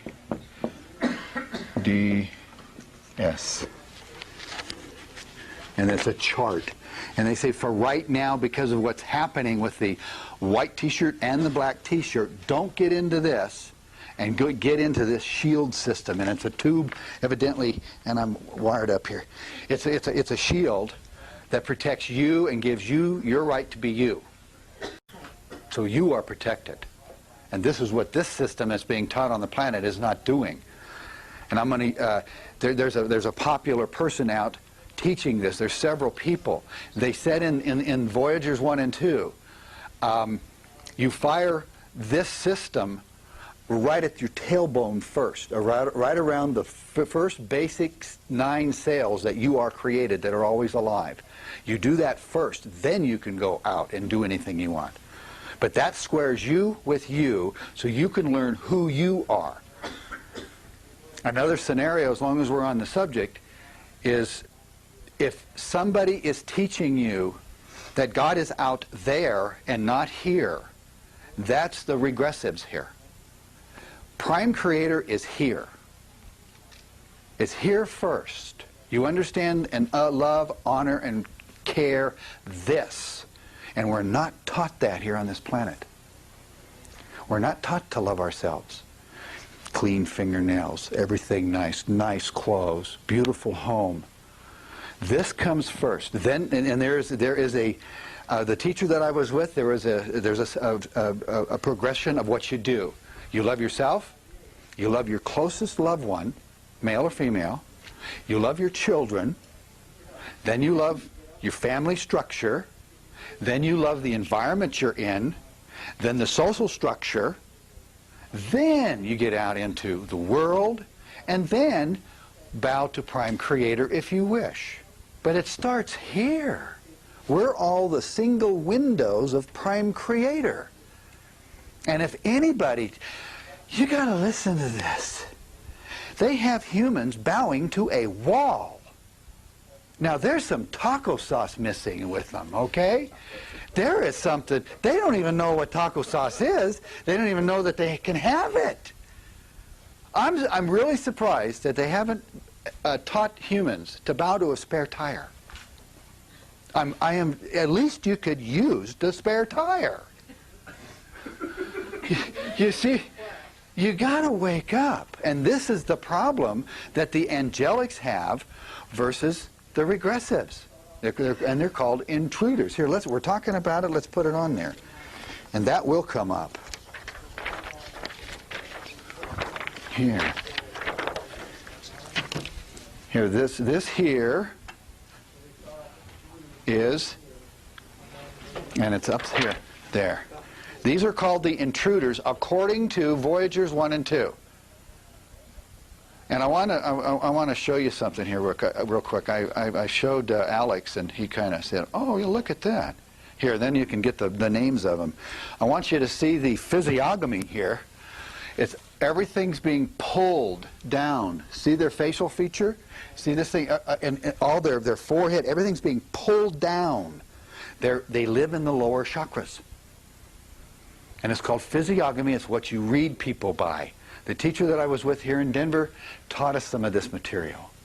And he said, don't you ever share it with anybody. And I don't. I share you the word. But I can read people. He did it for our safety. And I've shared it with about 4 or 5 people that were really close to me that I could trust the information with. And that's basically what he said to do if we wanted to do it.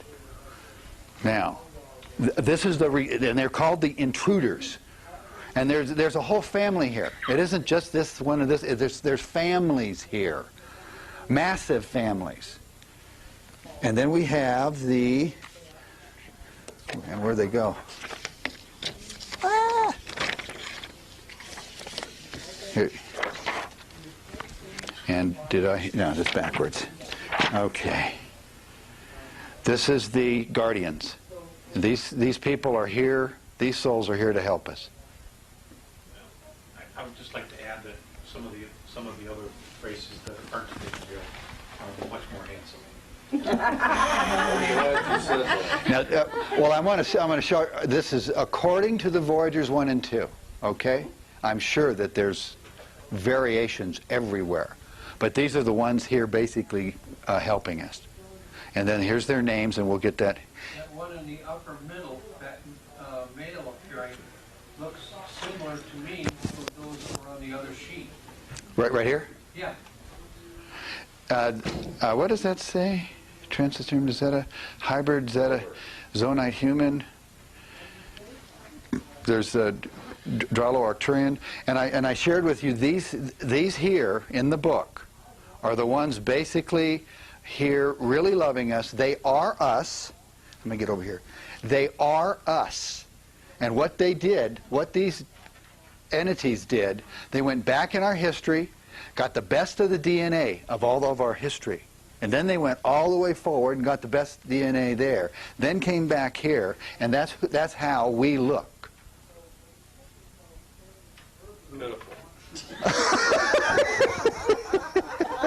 Yeah, Mommy don't like me no more.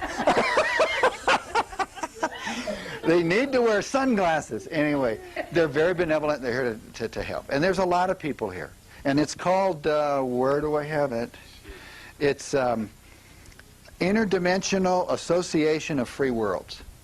Interdimensional Association of Free Worlds versus intruders.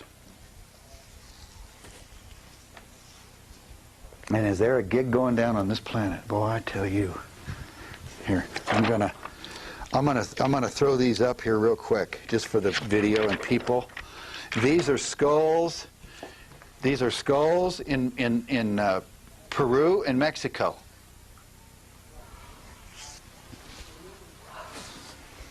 And then I'm just going to go through them, and then we can get into some material. You can get them on the internet. And then I want to show you something real quick here, if I get rid of this thing here. See this here? What I think is going on here is there's two brains. On this particular alien race, there's two brains. And there's two activated pineal glands. And then the activated pineal glands on the other ones look like these, as I shared in my main lecture. Yeah. Well, these are somewhat human, but these are humans with an activated pineal. That one, and then I'm going to go with this one. And then we can just, here. Trying to replicate the gods. Yes. Well, Phil, I thought that way too. They say in these books that we are called Tyrannosaurus, according to the Voyagers. And the first Tyrannosaurus were designed to be totally immortal. They could birth themselves. They can have children by themselves or with another partner of the same vibration frequency, they said. We were both land and water. Some had feathers, some did not have feathers. And that's how we actually started within this 15-dimensional existence that we're in right now. And our family matrix, they wanted to just start this. And it's a seeding, and they call it, this is a third seeding. 1 and 2 down the drain. And we're in the third seeding, and I think we're going to get out of here. I think we're going to get out of here, and we're going to get out of here with these bodies. That's what I think is going to go down. I'd like it a little bit better, please. She says, I would like it a little bit better. Well, I think, you know, I really know a lot of information. I've shared some with Alex, and I really love him. I can honor that man in 2 seconds, and I can honor humanity in 2 seconds.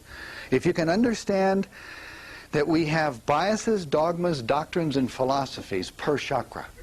That's all you have to understand. And you can love and honor and respect anybody, because you can understand, well, their taco sauce is missing left side chakra 3. You see where I'm going with this? And you can actually start diagnosing humans really easy. And the offshoot of this is this reading of the physiognomy. You have no idea how nude you are.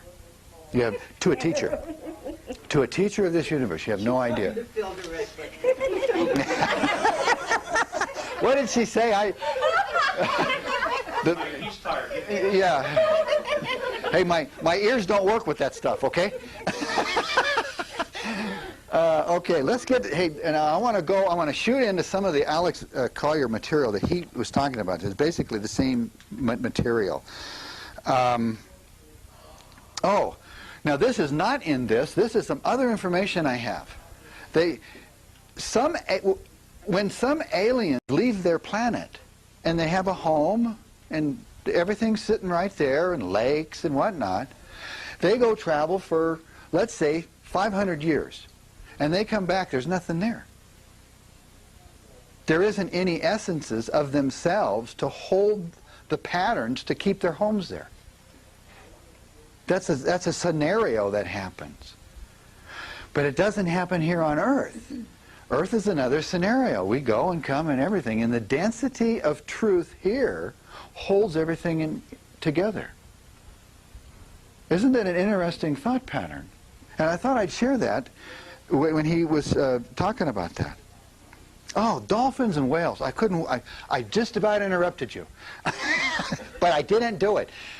Dolphins, it's an alien race, obviously, and they see in 360 degrees all the way around, and omni, just like this. But their pineal and the pituitary is right above, right here, right on top of their head. They can breathe in pure prana right over themselves. And I shared with Alex in his house. They are birthing, human females are birthing with dolphins. And dolphins are doing everything in Europe. And they're creating aquatic babies. When they sleep on the bottom of a pool. And every 18 minutes, they just float up, take a breath, and they go back down. And that's happening now. And I don't know where. I wish I could find out where. I want a video. You know, I want proof. You know, and all that stuff. Okay. I bet you there is. Well, it won't be in America because we're dumbed down so much. We're afraid of our toenails. Anyway. What else is about dolphins? Oh, and they can instantly heal. There was a story with of somebody that I know, and you can find the tapes. I'm not going to use his name.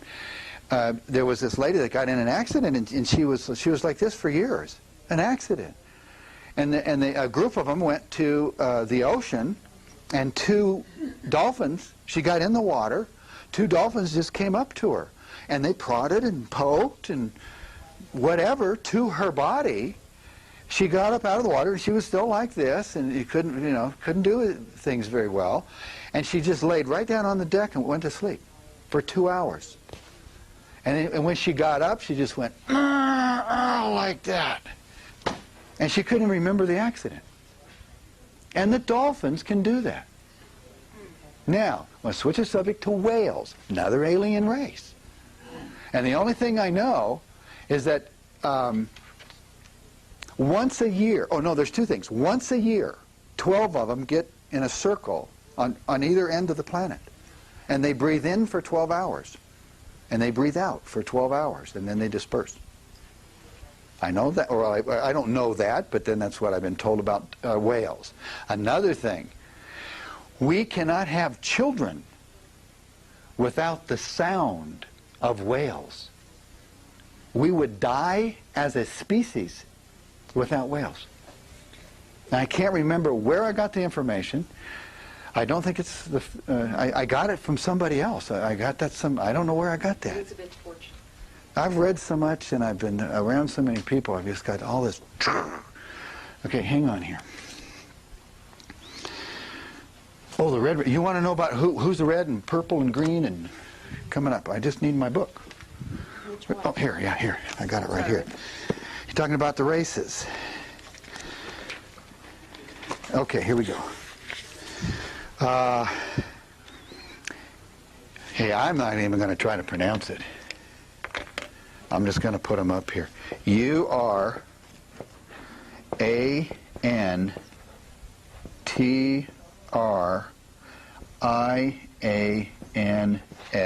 Brown.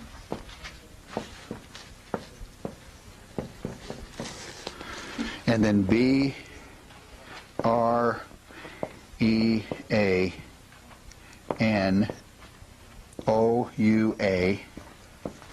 red. Oh, and then this is dimension 2, or no, a DNA strand. I'll take it back here. There's a DNA strand that causes it, according to this book. So it's an S, strand 2. This is strand 3. HIBIRU,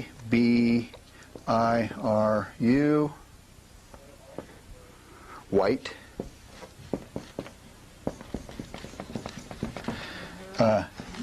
S4. And then Melchizedek.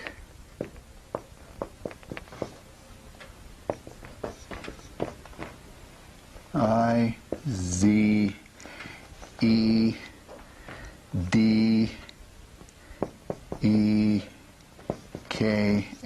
yellow.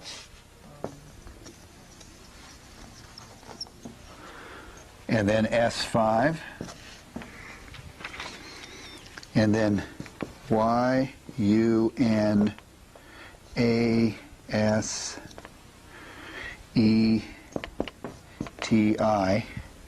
black. And then obviously we're variations of everything. That's obvious, and that's, yes, strand 6. Do you have any idea what are you writing? These are DNA strands that are produced 250 million years ago to 25 million years ago, and it's called the 5 cloistered races that are here. So those cloistered, CLOISTERED races. Oh, and by the way, this book goes back 950 billion, and then slowly pulls you to 9/11 and tells you what's going on with 9/11, and then after to 2012, the portals that open, don't open, the merging of Tara 4, our dimensional Earth in another frequency 4, and this natural SAC, solar activation cycle, every 26,448 years or something like that, we have a natural cycle here. And there's a merge between our planet of third density to 4th density. And it's a natural process, and we should be ascending and just floating right along with it. And as I shared in the main lecture, the regressives, the intruders, are stopping here. They're stopping us from changing this into a dodecahedron. And they're doing it with the frequency fence of HARP. And again, HARP is, HARP in Alaska is a decoy. And they've got them all over the planet. And it's supposed to be fired here somewhere before November 2003. And the intruders, and it's called a Guardian Alliance, are kind of blackmailing each other right now. There's a huge scenario going on. And what started at this time was September 12th, 2000, when the intruders, under agreement with the white T-shirts, agreed to give up Machu Picchu. It's the heart chakra of Earth. They agreed to give it up, and they said, no, we're not going to do it. And what that caused was the heart... See,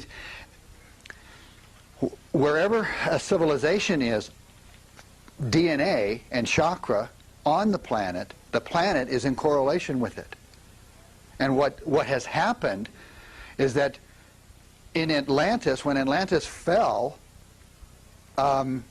we fell. All the chakra systems fell. Earth tilted. A lot of damage was done. It just about died. That was it. And through the positive aliens, the white T-shirts, it was all corrected. And the regressives have had this chakra point under control since the last sack, 26,000 years. And they had agreement to give it up and whatnot, and we shift and we do our thing. They say, no, we don't want to do that. And one of the reasons they don't want us to know who we are and to get back to our soul families that we have not been with for 212,000, 500,000 years or something like that. We've been in a prison for a long time. They don't want us to know what the atrocities they've done to us. If we wake up as a collective, they may not exist if we go into just anger. That's what they don't want.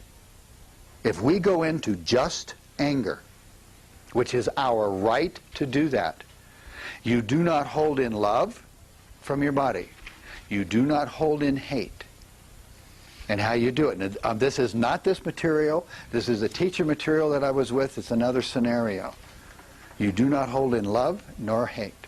And you can go into just anger. And the regressives do not want us to go there whatsoever. But on August 12th next year, that's going to be taken care of, right? August 12th of next year. That's in the book there somewhere. What's supposed to happen? What's happening on August 12th? Download. Oh, the download. Well, see, that's one of the scenarios. Everything's leaving. See, yeah, and that is what he said was a possibility here. According to the Voyagers books, it's all in the air. Everything, they have no idea what's going to do, because one group is blackmailing the other group. They did say that if a frequency fence is put in place, we will have a flyover by the regressives. So if we see a flyover between now and 2003 of spacecraft, we're in deep doo-doo. But things are in place now, and they haven't. There has not been a flyover. They're still just seeing sporadic spacecraft and whatnot. They also said that it's just a parking lot out there, and so does a lot of people. There's one. They're just one frequency or one tone or something away from us seeing them, and they can show up anytime. They can allow us to see them anytime. So there's a lot of scenarios. There's a lot of things going on here. Another thing that and this is really interesting, they're going to split the frequency of Earth, and they got permission to do it. They're gonna go with a 22.5 degree shift instead of a 45. A 45 puts us from third dimension we live in right now, and we can merge right to Tara. Okay? And that's going from a frequency 3 to 4th chakra. And Earth has got to go from 3 to 4th chakra at the same time. So what they and 4th chakra is under regressive control, black t-shirts. So what they have done and got permission to do is shift 22.5. And what does that do? It goes 3.5. And then that shifts all the energy to another time frame. The regressives can't get to it, and we're home free. And there's this 10-year window of this merging of Argartha. Argartha is vibrating and in a frequency of 3.5. So that's going to be the first thing we see. But it will save our butts. So they're doing that. And there's some blocks on that. I don't know. The books are so interesting. I could just sell these things from day one. I've been into a lot of material. And I've been with a teacher here in Denver for 10, 15 years. I don't know how long I've been there. I've been taught the highest mysteries of our universe. Never written. So she spent 3 months putting in the updated Kalantic codes that were given to her so she could write another book. This is why this is so thick. And it's really good info. The World Trade Center, the towers gang fell down too fast. The whole thing is not right. All you got to do is get a physics teacher, somebody that knows mathematics, somebody knows a steel structure. Anybody will tell you that knows what's going on there. They fell too fast.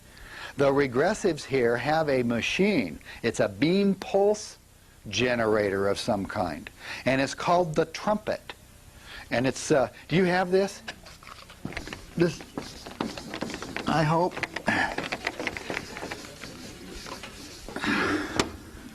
They said it's the pulse started in Lake Titicaca.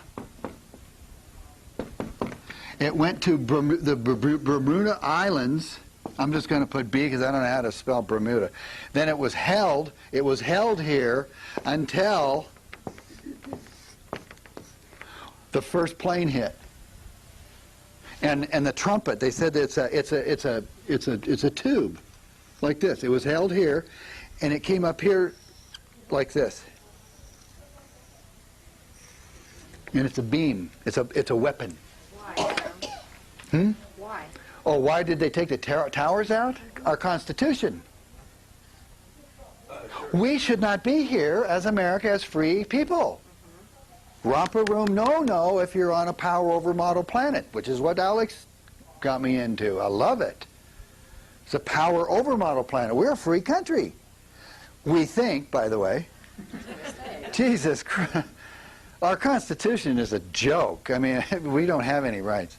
Anyway, well, yeah, it's the people that are controlling here, which have been soul switched and you name it. I mean, I hope to God, our prime creator, whatever it is that he's right, and they come in and clean this place. I think there's enough honorable, intelligent humans on this planet, and we're going to be just fine.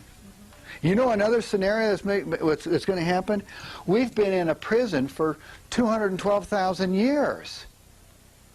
They want us to get back to our soul matrix families that we've been separated from for that amount of time.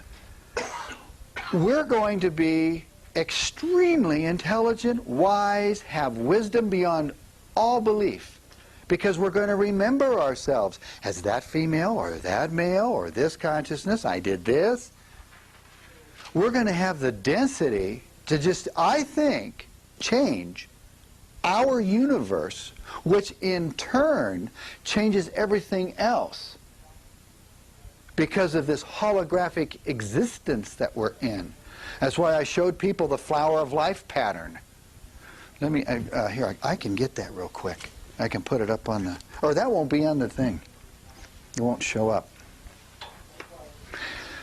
Mike, are you saying there is a pattern that if we follow it, we achieve something that is beneficial? Or are you saying that we're going to create a pattern that may somewhat resemble this flower of life? We were created out of that unit. Everything here in this universe was put through that pattern. So if we create within the flow of that pattern, As a collective. As a collective. Okay. If we create within that instead of just make it up as we go. Well, we're not going to be making up anything. We actually have a template to follow, I think. Yes. And where is the template?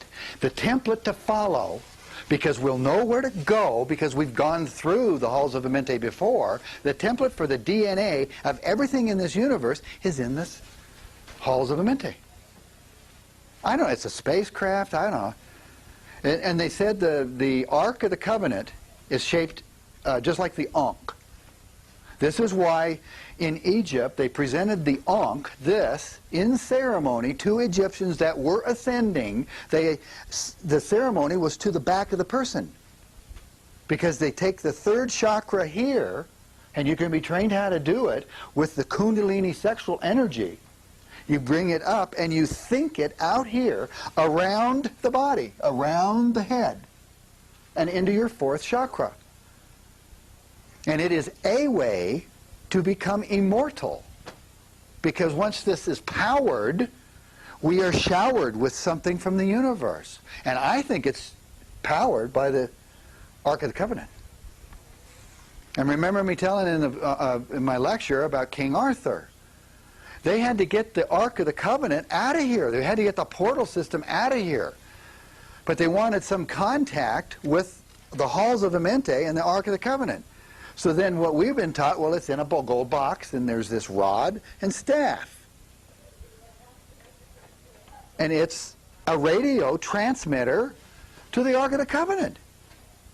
And who was King Arthur? He was the Grual point template king. It's a GRU-AL point. And what would that be? It has to do with the ley lines of the planet, it has to do with the chakras of the planet. There were a lineage here, a family lineage to protect and hide energies of Earth.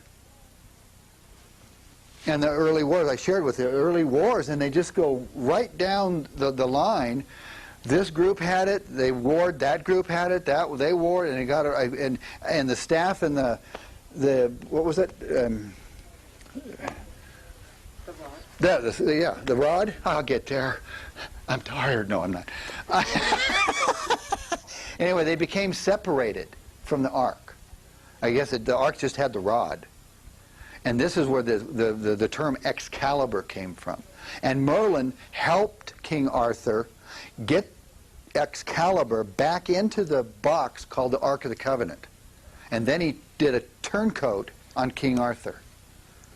And I'm just now getting into some of that material. I got to read this thing about 10 times to get all these facts down pat. Lancelot was a Luciferian Knight Templar, and he was shipped in to cause havoc. And then King Arthur was the last one to have in his possession the Ark of the Covenant, and it's still buried on the planet somewhere to this day. It's buried.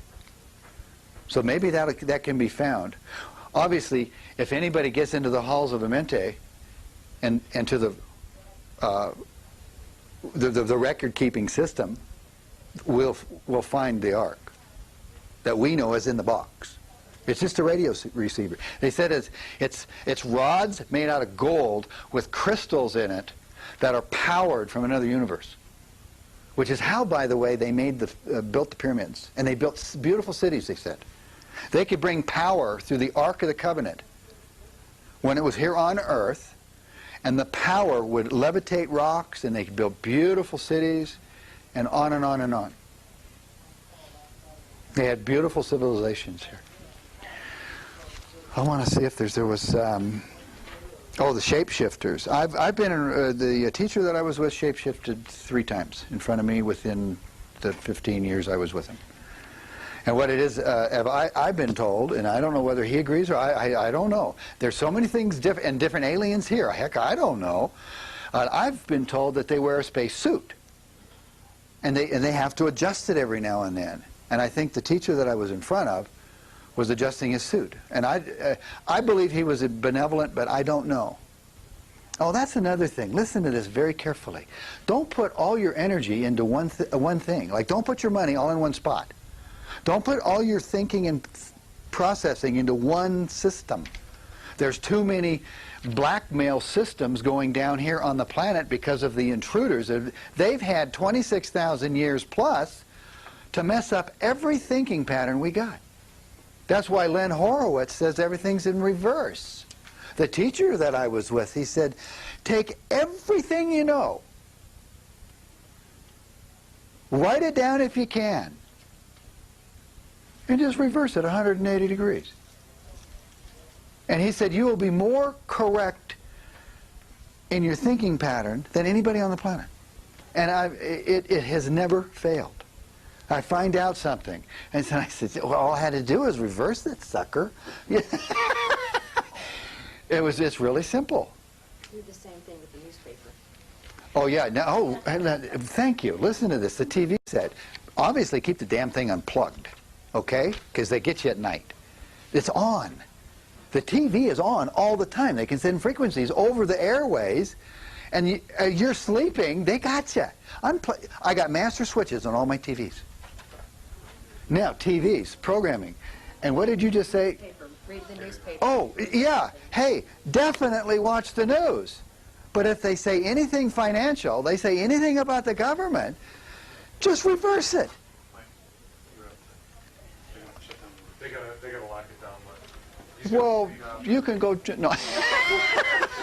Hey, that's it. My name's Mike Russ. Am I still on here? Hey, my name's Mike Russ. You can get a hold of me, 303-973-0986. And you have